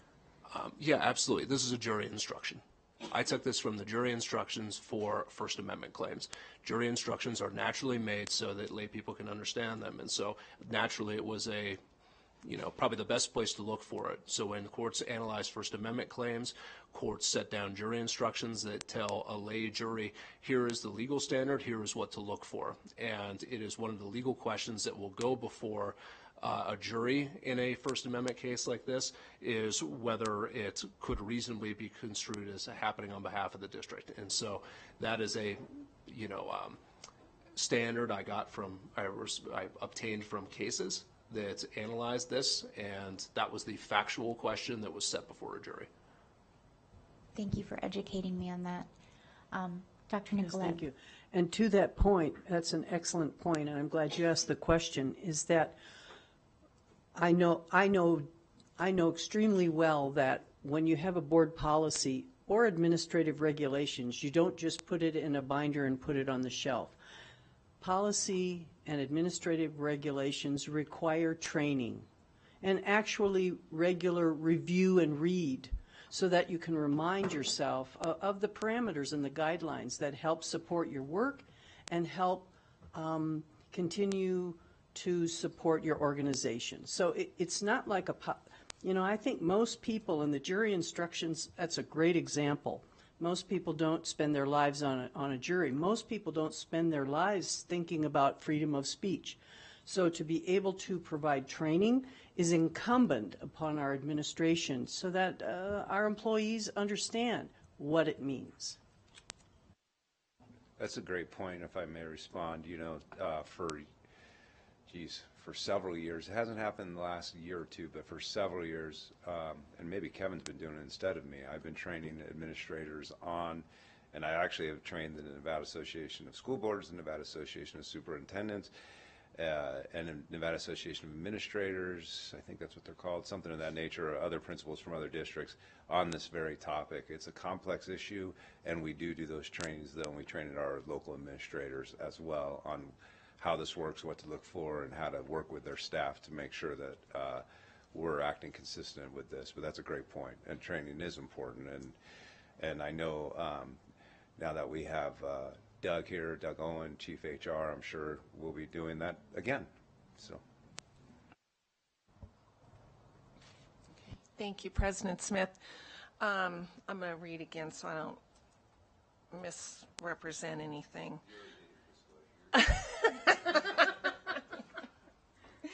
This is a question, and it's out here for everyone to hear, so I think I'm okay.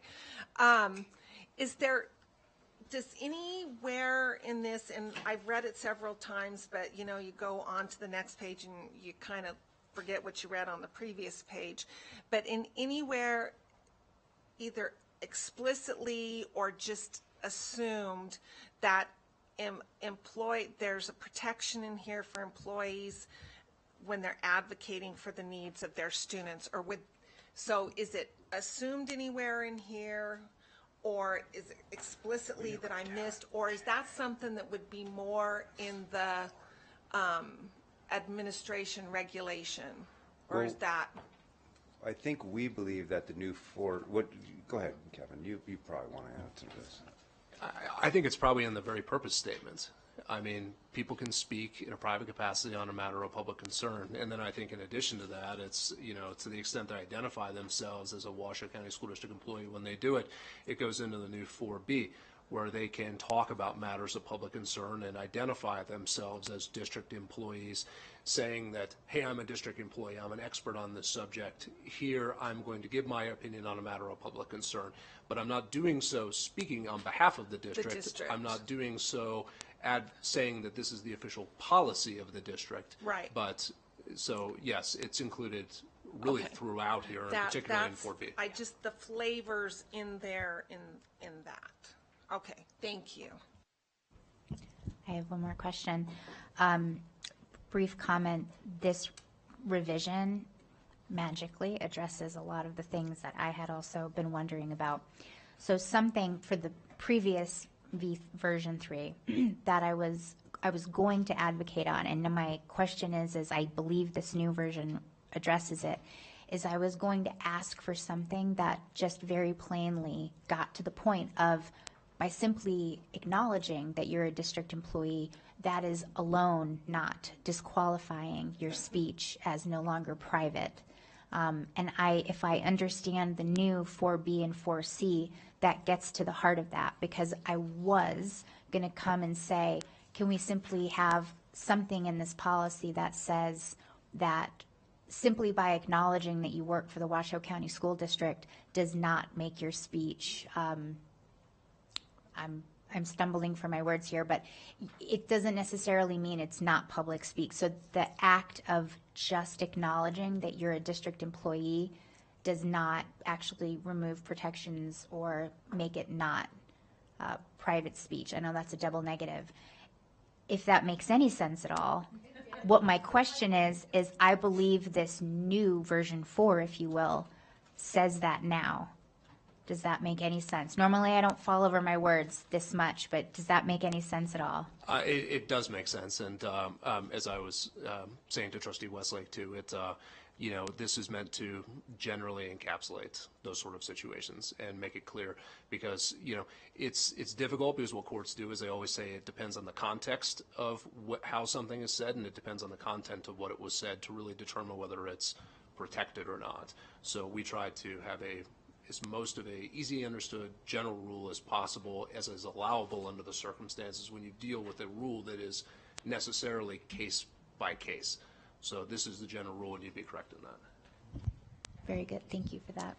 Yeah, thank you, President Smith. I had the same question you did, and yeah, it was answer satisfactory. So I appreciate where you're going with that. And so, what if we pass this today? What does that? I know we've done this a million times, but what does that look like in terms of now you would draft up an administrative regulation? It would sort of get into the nuances, and that would go out to the staff for a comment period. Can you just indulge us a little bit on that process? Yeah, so what the next thing would be the 13-day process, right? For this goes out for this policy, and then it would get, presumably it would go on consent agenda, get it passed in probably the next board meeting or 2 board meetings. We have to do 13 days, probably 2 board meetings. Just, I see JJ nodding, so I'm going to go with yes, 2 board meetings. And then after that happens, we would draft up an administrative regulation. The administrative regulation would go out to another 13-day public comment. And I think it's also really important to note that the Washoe County School District, we exceed the law. The law doesn't require our regulations to go out to public comment at all.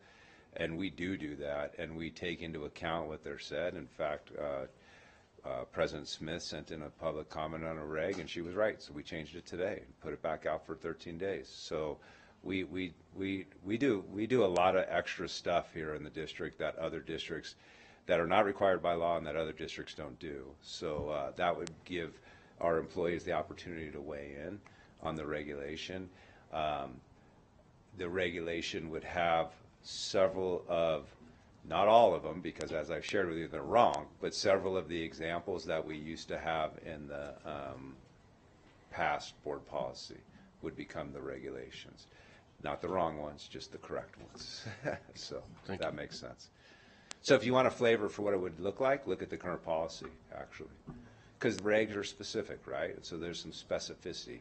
This is how we handled this. This is how we handled that. This is... Couple more questions for the record, and then I see you also, Trustee Phoenix.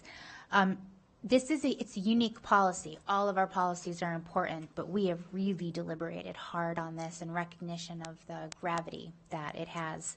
So 2 quick questions for us to understand, for the public to know. When this does go out to the 13-day public review, if important and valuable comments come in, can you confirm that you will give that consideration and then possibly even integrate that? Or I'm not saying it would, but if valuable comment comes in that process, are you committed to considering that and then making any integrations as you see fit if that happens? We're always committed to hearing our public comments on all policies, and I understand your point though on this one. Sure, maybe it's a little heightened, and that's fair to say.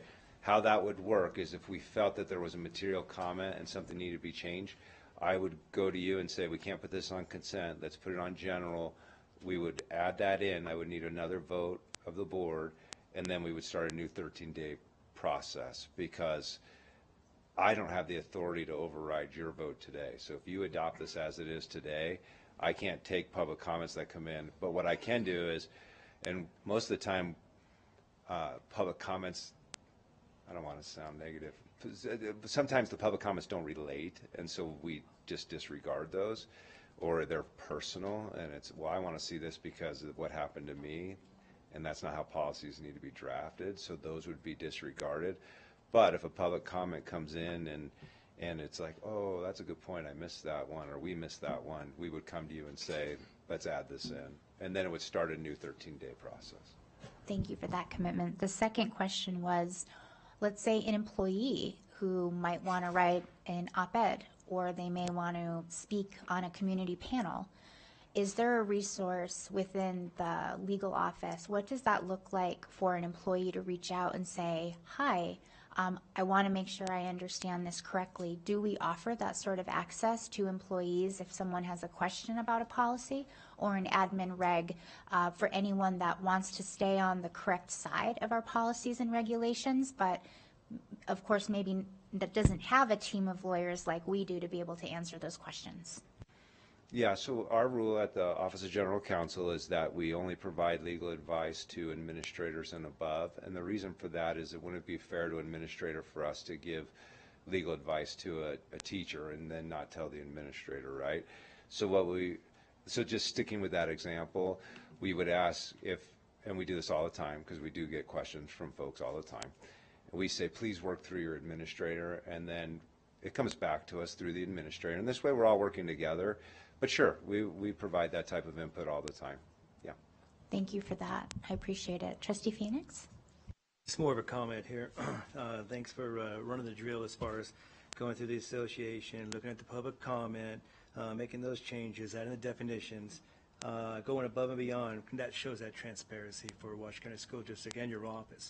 So we take it seriously, and I think that the general public really needs to understand and know that. So when we're hiding something or we're not, we're being straightforward. Here it is. You want to read and weep, here it is. So I really appreciate that, and that's what I really want to make a comment. I appreciate the transparency of your office. And then that last comment about the admin regs, that's my thing. We got the general scope and policy. Boom, here it is. How it spells it out for you.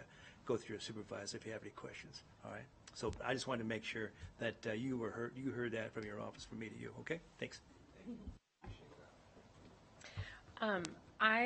So a lot of the conversations that we've had around this have a lot to do with protections for staff, and one of the kind of points that I tried to bring up, and I believe Kevin tried to bring this up last time, that this is really just about our First Amendment rights. So I just want to put it out there. What other protections do we have in place for employees? I mean, our employees are public employees, so they have I know I was reading through one of our negotiated agreements, and there's a lot of language in our negotiated agreements, and but so I guess my question is, where do employees go? Do they go to HR? Because this now says the responsible office is HR. So if they have a question about their rights as an employee, whether it's about speech or anything, is that who we're going to direct them to get this kind of information? Doug's shaking his head. So yeah, I think. Sorry to tee that up. Was he shaking his head no, or was he no, nodding he's shaking his head yes. Nodding his head yes. Yes, okay. nodding his head yes. Yeah, Sorry. right. Thank you for clarifying my speech. So let me clarify my question. This policy is really just protecting their speech rights, but there are a lot of other employee protections that we have as public employees, correct? Yeah. Yes. Okay. Public employees are protected more than private employees. Private employers don't need to have a First Amendment right public policy because they can violate your First Amendment rights. They can tell you what you can and can't do. We could go into sports, for example. They can tell Colin Kaepernick to stand, whether because that's a private company. Whether we agree or not, it doesn't matter. Right. That's okay. But yes, there are major protections. So again, how it would work is I think Doug would agree with this. I'm hoping he's nodding his head in affirmance, is that an employee should always work with their boss so that the boss understands what's going on, whoever that boss is. That's just fair to that person. And then work with HR, right? And then the boss should be like, hey, HR, this is really technical. I don't know if I understand. Can you sit down with me and John Doe and let's talk about this, or Jane Doe. And so that would be the best way to handle it, for sure. But yeah, we provide that support all the time. And that's great. Again, we get questions all the time that work their way up through the appropriate supervisors. I know it frustrates the employees, and we don't want to do that. We want to be responsive, but we do send things back to them all the time saying, please work with your supervisor. It's just not fair to that person, the supervisor. Sure. Yeah. And I think that goes back to Trustee Nicolette's point, is that, maybe really working on some training opportunities for not just administrators, but providing some opportunities for all employees to have access, know where to go, I think is probably the most important thing. So thanks for bringing that up. Yeah, just another follow-up question. Thank you, and I want to again commend you and your team for going through this. I know we've been through the ringer with this, and I think it's somewhat inspiring. You mentioned the 14th Amendment, but I mean, we could probably argue that the First Amendment of the Bill of Rights is probably the most litigated. I mean, if you take out anything north of the 10 amendments, right? So it's so sacred for so many of us. And I think that's why we've gone back and forth. There's certainly a lot of different interpretations, but question I have for you is, and this is why I, in particular, for the second time voted, well, the second discussion, the second round, I voted no, because I was just sort of conflicted with this, if we even needed a policy. So can you elaborate on that? I mean, what's your view? If we did not have a policy, what's the downside of that? Well, I think, because we had that discussion last time, and I remember President Smith brought it up, and I think several of us kind of kicked it around, and I thought about it more after that. I was probably not at my best spot at that point. Maybe I was wearing out from the deliberations. But I do think that, look, the First Amendment is so complex, and I think it's almost unfair to ask our employees and our administrators to go dig through the body of case law to go figure out what their rights are, when we could provide something like this that at least kind of gets you an idea of, hey, this is what we're looking at, and this is how we look at this, and this is what we're talking about. And then if you look at our administrative regulation, it talks about curriculum, and you have to teach the curriculum, and you don't get to teach it just the way you want, or no political speech at our school, or what I mean by not teach it the way you want is we're not taking away the teacher's ability to interpret the curriculum and do it, but they still have to teach to the curriculum. They can't just say, I don't want to do that one, I'm going to do this one. That's the rules in Nevada, and that would be a First Amendment example for the regulation. Political speech, we're going to lay out a regulation on that. And so it gives employees guidance, and without that, you're asking employees to go online or hire an attorney. I'm telling you, this is one of the most complex areas, you know. Take it from, I don't want to toot my own horn, but a guy who's prosecuted everything from murders to this is a hard area of the law. This is brutal. It's difficult. And so this at least gives our employees some guidance, and then the reg will give them further guidance. Well, seeing no other lights on, and I don't have any other questions, JJ, do we have any public comment on this? The board received emails from the Washoe County School Police Officers Association, School Psychologists Association of Washoe, and the ACLU.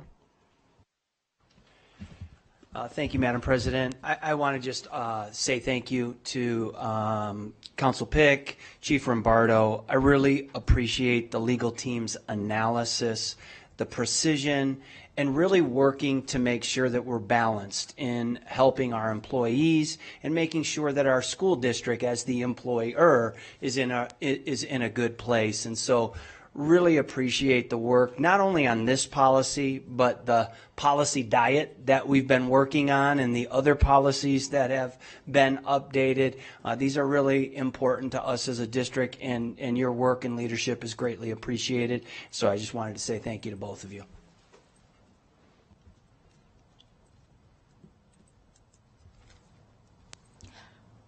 I was just going to ditto that the work that was done on this is incredible, and I've read through several legal pages about the Pickering case and other cases, and I really, really think you did an incredible job of making that language readable. And so I just want to give Kevin a shout out for that, because this is really hard work. And Neil, you are so right. The First Amendment is super complex. You would not think it is, but it is. So I just want to say that I really appreciate you guys taking everything that we said and incorporating the public comment and really pulling it all together in something that feels very digestible and understandable to the everyday person who doesn't enjoy reading legal briefs like me. I know, that's weird, but okay, thank you. I see two lights on. We're still making comments, though, before anyone's going to make a motion. Is that okay? Okay. The last area, and I am, so I'm just going to be direct. The V4, so good, so good. I had notes, and I had emails, and I had highlights, and I had all the things. which is never a good sign when any of us come in with that much stuff, because we have to be solution oriented. We can't just keep spinning in circles here. You know, we have to arrive at something. And the reason why this is so important is because this is our space. The board policy is the what, and the admin regulations are the how.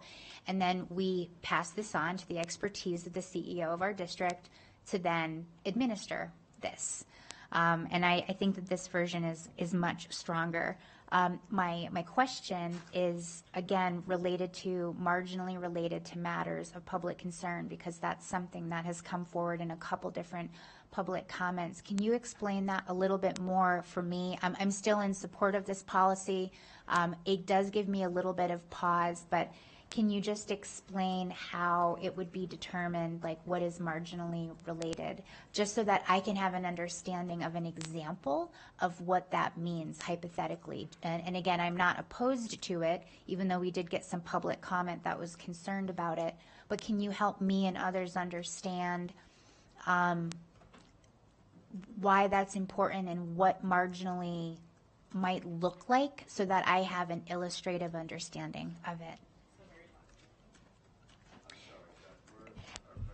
It's in definitions. It's the very, very end of or only marginally related to matters of public concern. And I think it was in some of the version 3, but I don't think it's in the version 4 in the other areas. So I think you struck it in the second place that it was, and now it is only in the last part of that definition.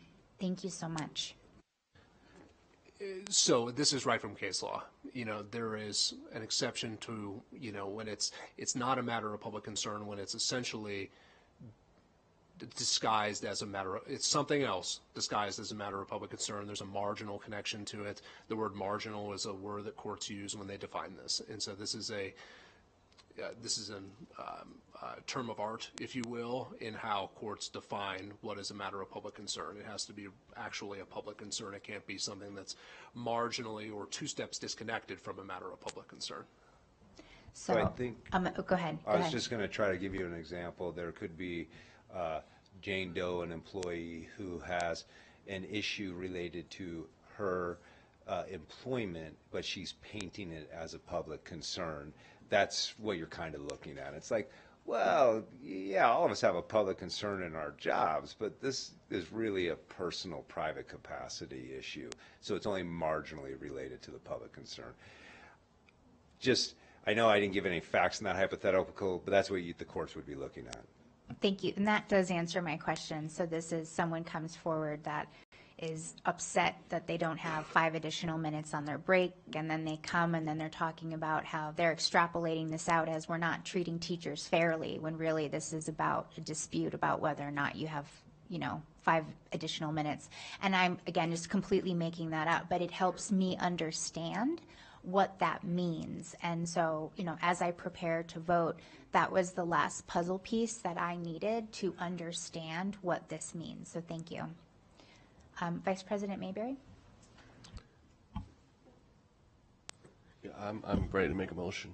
That's okay. Thank you. The Board of Trustees, I move that the Board of Trustees provides preliminary approval to the proposed amendments to Board Policy 4500, District Employee Speech, and initiates the 13-day public review and comment period.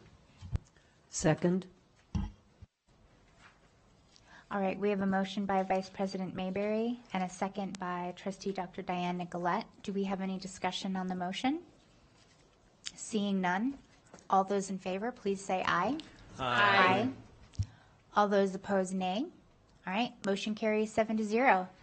Third time's the charm.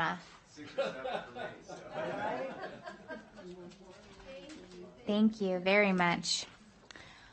All right, team, that closes item 3.03 and section 3 in its entirety, and brings us now to section 4, our reports, beginning with section 4, item 4.01, our student representatives report from Maya. Good afternoon, everyone. So on the 27th, we had our first Student Voice retreat, where student voice representatives from all around the district got together, and we did a bunch of icebreakers, and then we got into some issues that our schools have been facing. The most prominent one that I heard about was safety in bathrooms. A lot of kids feel unsafe because of the amount of vaping that goes on there, and there are often fights in the bathrooms. And I also heard that in Incline, they have vape detectors in their bathrooms, and at Damani, we don't have any of that, and it's a really big issue. So a lot of students were interested in getting vape detectors because it's really annoying when you go into the bathroom and it just smells like chaos. Another issue we encountered was at Incline, they've taken the doors off of the bathrooms. Like, the stall doors are still there, but they've taken the other ones off, which many of the girls have found to be a problem because there's a security camera right outside the bathrooms, and they're a little nervous that people could be able to see into the bathrooms on those security cameras. Other than that, we had a great time, and it was really fun getting to know all of these different students and hearing their different viewpoints because we all come from like different backgrounds. And that's it. Thank you so much, Maya. Now that closes item 4.01 and brings us now to item 4.02, our board reports. We're going to shake things up a little bit and go in a bit of a different direction, starting with Clerk Woodley, and then we'll go all the way around with Vice President Mayberry. All right, thank you, Madam. I was out of town last week. Today's been a very emotional day for us. For me personally, this morning I spent the morning at a funeral for a fellow colleague from the Reno Police Department. Many people knew him as Sergeant Kazmar, and I knew him as Ernie. And like many of us, he served the public, and while I was there at the service, they had a slideshow showing him and his family and photos of him as a child, and it just made me think about how many public servants we all come across that are out there talking to the public, dealing with the public that sometimes can be emotional in their perspective, can be angry, can be mean sometimes. And I think about not just police officers, firemen, teachers, principals, bus drivers, food services, just all those public employees that are out there serving our community. And I just want to ask for everyone, when you're in contact with these individuals, just remember that they too have a family. They too are human beings. So when you want to respond to them or you want to talk to them with disrespect and cursing and try to push all your anger towards them, remember that they're a fellow human being and they're flesh and blood just like you are. Thank you.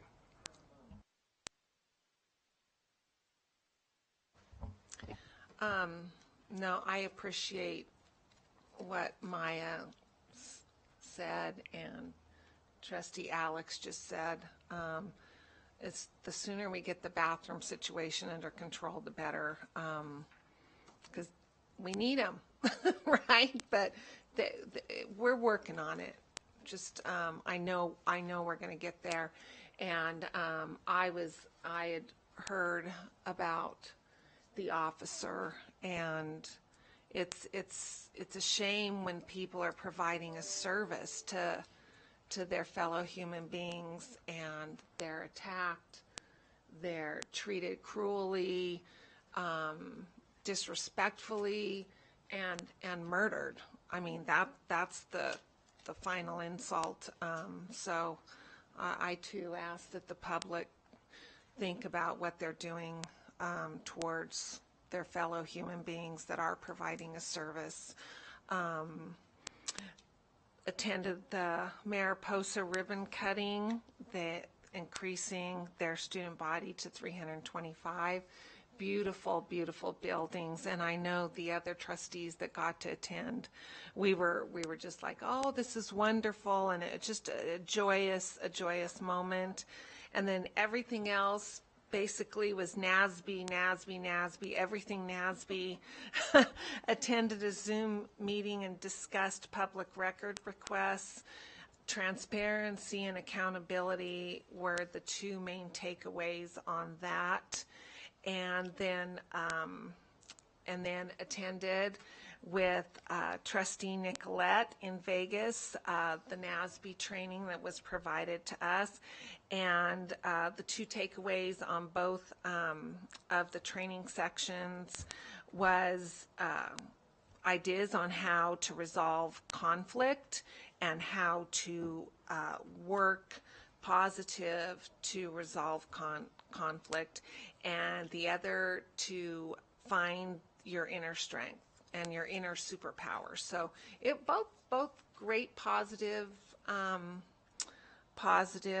training for, I thought, for myself anyhow. So thank you.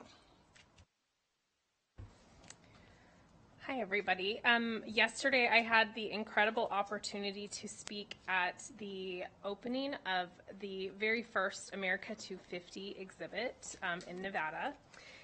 It's a traveling exhibit, and it goes until September 11th at Truckee Meadows Community College in their Learning Center, or I don't know if it's their library, but you know, we don't call them libraries anymore. They're media centers and all the other things. I just wanted to share a couple of words that I said during my speech, because history really matters to me. But I think I think what we experienced today, I think is really important to think about. And so one of the parts that I said during my speech was, when we engage with history at any age, whether as students in school, lifelong learners in our communities, or visitors in spaces like this exhibit, we gain essential skills: how to analyze evidence, how to consider multiple perspectives, how to communicate with clarity and empathy, and how to cultivate dispositions like curiosity, humility, and respect for others. That makes us not only better learners, but better citizens. And we saw that in action today with all of our beautiful presentations and the work that we all just talked about, that when we share together as communities, we are better for that because we can learn from each other. And I love these opportunities that we all get to learn from each other. So I just wanted to share that, and I'm looking forward to a bunch of school visits coming up. And so, yeah, that's all I've got. Thanks. All right, evening colleagues, everybody else here. I can see we have a standing room only. Yeah. I wanted to shout out to Alice Taylor, Principal Kate Ostil. Did I get that right? Dang it. And then Yvonne Shaw, Principal Dustin Beal, and Spanish Springs Principal Sean Hall. Good energy, great professionals, working with the community, looking to make the changes, and following the strategic plan. They have those outcomes they're looking at, and I was just kind of checking on learning. So thank you, Joe, and the rest of the colleagues for setting that stone and keep it moving forward. And chronic absenteeism is #1 on my list when I ask questions. I attended the Mariposa Academy. Again, special shout out to Jenny Hunt, who really are rocking and rolling over there. But Jesse and Estella Gutierrez, who did not give up on a dream 20 years ago to make this happen. So I just really really took that one to heart. That was like right on, way to go. And stayed with it when the times got tough. And I would think about how it was 20 years ago. And then going to Alex's comment, you know, being a former law enforcement here at RPD, it happens every day, all the time. And it can wear on you. And so hearing those good words from people like that, that means a lot. And it makes you be thankful for doing the job. So those types of things go a long way. On a different note here, moving on with Alice Taylor, our school recently applied for a grant through Disney and was selected for the Disney Musicals and School Stage Connect. This program will provide students in grades 3 to 5 the opportunity to perform Disney musicals in spring of 26. So that's a big deal. Yeah. So out there at that place there is she said, hey, do you want to be a stagehand, JJ? I go, absolutely, whatever you need me to do. No, that's something that's big, and I wanted to pass it out to her. And then the last thing here, then I'll make it short here, is that honoring heroes, bingo night, which is on September the 11th, wear red, white, and blue, military, law enforcement, firefighters, nurses, communities, heroes. I didn't see teachers on there, but maybe there should be teachers on there, and I'm serious about that, because there are heroes every day, all the time, that connect with zero to hero, and that's a big thing. So I want to make sure that they get their kudos out there and pass the word. So that's my report. Thank you. All righty. I had a chance meeting in the Las Vegas airport when I was coming back from our NASB board meeting and training. 4 distinguished Washoe County School District employees recently completed an exciting milestone in the Executive Leadership Academy. That would be Brian Mole and Katie Bender from Special Education Administration, and Richard Mares he's the principal at Mount Rose Elementary, and Jennifer Jimenez, who's Staff Development Coordinator. A little bit about it. Together they earned the distinction of Executive Leader as well as a certificate in Educational Leadership and Management from, hold on tight, Georgetown University McCourt School of Public Policy. Yet another testimony that those are four outstanding people who represent many outstanding employees in Washoe County School District, yet a testimony to WCSD's commitment to lifelong learning. Completed 6.5 hours along with my colleague trustee Colleen Westlake of training through Nevada Association of School Boards, of which we are a member, as are all of the 17 school districts in Nevada. And I want to remind us all about the public records.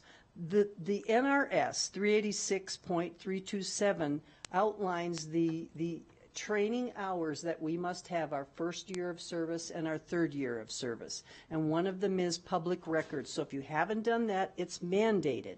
So please do that. The conflict resolution that Trustee Westlake was talking about, that was provided by our very own Neighborhood Mediation Center here in Reno with Mark Barrell and Don Rafferty. It was really wonderful, and it was fun. You know, learning, the best learning is you're learning and you're having fun doing it. I attended the Pine Middle School and Virginia Palmer community discussions, Pine Middle School, to look at what's next for pre-K 5, and then Virginia Palmer is getting their renovation started, and it is going to be absolutely marvelous through our facility modernization plan. Say that fast. Also attended the Mariposa ribbon cutting, and Silver Lake, thank you, Renovation, for supplying, donating school supplies and other kinds of supplies for classroom to Silver Lake Dolphins. Thank you again, Renovation Foundation. Thank you. Thank you, and I want to thank everybody behind this dais for indulging me in my emotions earlier this afternoon. I didn't expect that. As soon as I saw the students come up, I think I told the superintendent and the board president, I don't know if I'm going to get through this. So anyways, thank you for making it easy. That was a wonderful presentation. Thank you for that opportunity, really. Just real quick, I had an opportunity to attend the Milk and Honey event at McKinley Arts Center on Sunday. This is a Jewish cultural event. And I want to give a shout out to Wanda McDonald and Katie Louise Ware, who gave up their Sunday to staff this table and recruit for the Washoe County School District. I know that's a big sacrifice, and that doesn't go unnoticed. So I wanted to point that out. I also had the opportunity to attend the Mariposa ribbon cutting ceremony and the Pine Middle School community meeting as well, and look forward to some upcoming school visits. So thank you.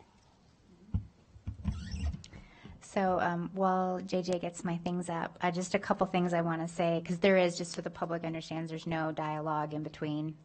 You can, yeah. So first, Maya, bathroom safety is one of my love languages. So right on with that. Truly, it means a lot to me. So thank you so much for bringing that up. I really appreciate that. And then to Trustee Phoenix, I am very curious if there could be like an off-site in Disney with this. And you also made a quote, 0 to Hero, which because of my love with Disney, I know is actually one of the songs in Disney's Hercules movie, 0 to Hero. That is how much I love all that. So thank you. I participated in a Truckee Meadows Regional Planning Governing Board meeting on behalf of the board. And then I also attended the Art of Childhood event in benefit of the Children's Cabinet, and we can play the little GIF.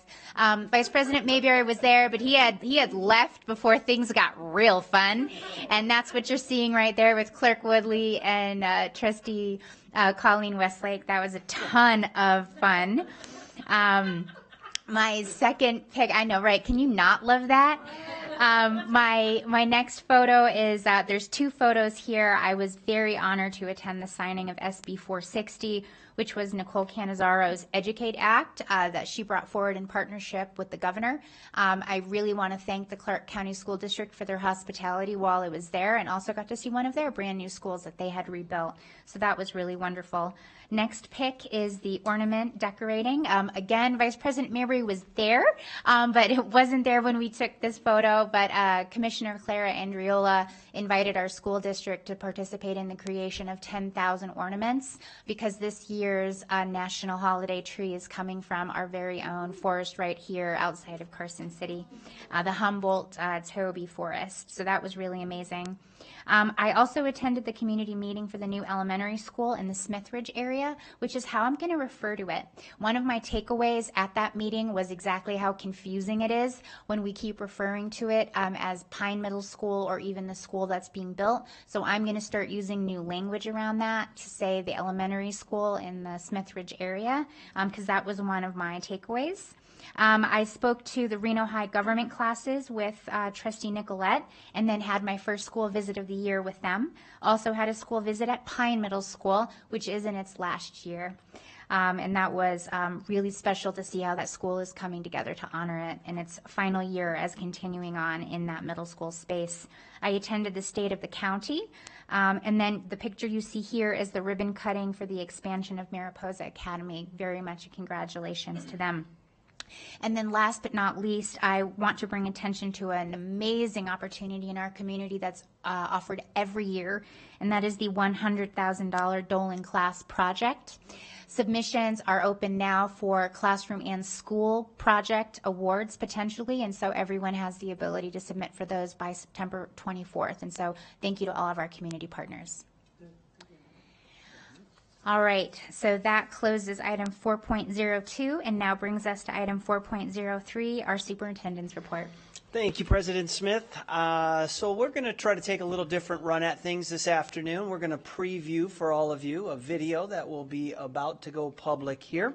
It is very near and dear to my heart. It's at Spanish Springs High School. It is around the teaching and training program where our students are getting hands-on experience by running a preschool. We're really happy with this program, the expansion of this program. It has been around for quite some time, and so we wanted to just shine a little light on it. I think that JJ is ready, and so we'd like to share this with you before it goes out to everyone else. Every day at Spanish Springs High School, students in the teaching and training program get hands-on experience in a working preschool, learning how children grow, learn, and prepare for kindergarten. I've been in the program for 4 years. It matters to me because I like seeing the kids every day and like the smile that they have. Kaya Claiborne says the program helped her find purpose, a sense of community, and to learn new skills. You have to adapt to kids. They are younger. They don't understand how to regulate their emotions. You have to help them with that. The preschoolers are learning more than social skills. They're following a real curriculum led by teacher Andrea Hansky. So we follow Nevada Pre-K standards, which were just revised in 2023. So my students who plan lessons, all of the level 2 students plan lessons that are based upon those Nevada Pre-K standards. So we are truly getting those kiddos ready for kindergarten. Many of the high school students take these lessons with them into education, medicine, and even law. Knowing how other people think and like with little kids and how they like get information is definitely going to help me with like understanding how other people think and how they like come to their decisions. It also has helped me like with my confidence and being able to talk in front of people. At Spanish Springs High School, students are building futures, one lesson and one little learner at a time. And I actually have some former students of mine that are graduating UNR, getting jobs and becoming teachers in Washoe County School District. So it's super exciting to see the full circle.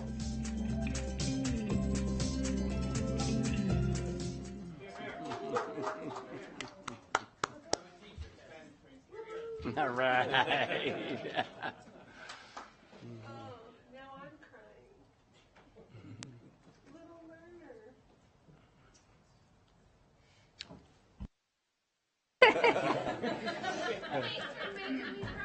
Oh, that was wonderful. Thank you, Superintendent Ernst. All right, that closes item 4.03 and brings us now to section 5, our closing items. Item 5.01, our closing public comment. JJ, who are we welcoming today? Jenny DeMonte. Welcome, Ms. DeMonte.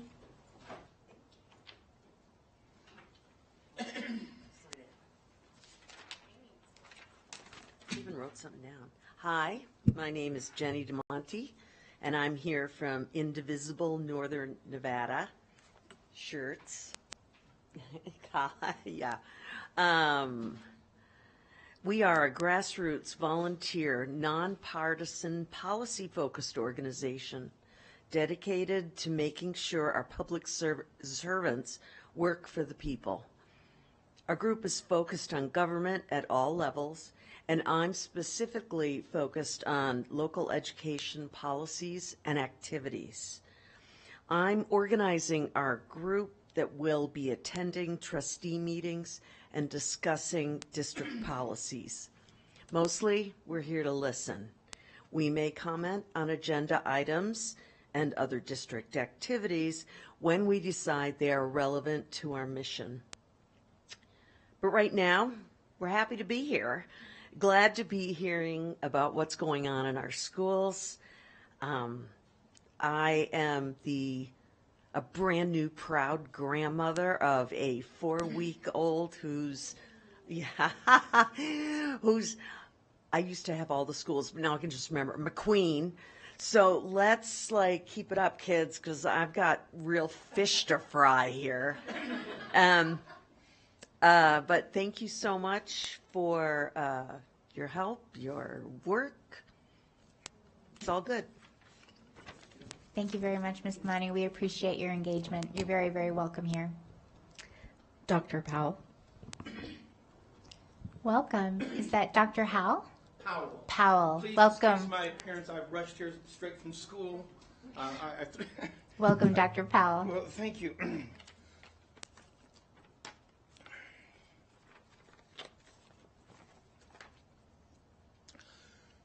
Let's begin. Greetings. I present my case before you with sincere respect. I begin with some background about myself, which is relevant to this petition. I am Ray Powell. I teach freshman English at Spanish Springs High School. I received my doctorate in education from the University of Tokyo in 2003, and I've been teaching ever since. I began my teaching career as associate professor at Notre Dame University in the Philippines, and I moved to China, where I taught at one of the most prestigious schools in southern China. After 10 years in their English department, I was asked to become one of their directors. I taught English as a second language, AP, IB, and university prep. This was a small school with only 19,600 students and 400 teachers. In China, that's a small school. My last 5 years in China, I was a host and chief examiner of China's CCTV 5 National English Speaking Competition with over 2,000 entries from around China. And I'm proud to say that many of my students placed in the top 10. I brought my family to America to begin a new life. We moved to Las Vegas because my wife from China is an elementary teacher, and we wanted to have her a social network. Once in the educational system, we both suffered from extreme culture shock. There's no comparison between Asia and America, and I say this with no malice. After less than a year, I realized I had to get my family out of Vegas. I've prayed for years to come up here. Forgive me. I've already been cautioned by the school district not to mention my Christian beliefs with anything relating to my job. I believe that all my teaching experience would be accepted at Washoe County School District like it had been in Clark County. However, after I began at this school, I was told that my educational experience overseas would not be accepted. I believe that my teaching certificate issued by the Chinese Ministry of Education was equivalent. Yesterday, I went to the Nevada Department of Education, and they assured me that it meets all standards. I want so much to continue my career here at Washoe County. I only ask that my years of experience and dedication be accepted and placed. According to the National Education Association, last year Nevada ranked number 50 in school education. Nevada also tops the nation with teacher shortages. I have a strong desire to do my part to make change. When asked by my school's vice principal what was my goal, I told her I wanted all of my students to be ready for 10th grade. I believe one of the key factors teacher retention is their salary. CCSD placed my salary at $146,000 a year. Now, since I've started at Washoe, I'm being offered around $60,000. This is a very hard pill to swallow. I've told you about myself because I believe it's relevant, and I ask that any member of this council wishing for me to remain in this district and teach to personally speak with me after this meeting. I want to thank all of you for your time. It means a lot to me that you listened. Thank you so much, Dr. Powell. That's all I have. All right, thank you so much. That closes item 5.01 and brings us now to item 5.02, our next meeting announcement. That is September 23rd, 2025. And I will also take a brief point of privilege on this item as well, which is to call ahead to the meeting schedule in November 2025. We will have one meeting that month, and that's on Tuesday the 18th. We will properly notice that, but it does fall a little bit different than our traditional pattern. So I will announce that at future meetings, but I know many of us plan ahead, and so I just wanted to say something about that a couple months in advance. So that closes item 5.02 and now brings us to item 5.03, nearly our favorite after some of the items we had earlier today, adjournment at 4:43 p.m. Thank you.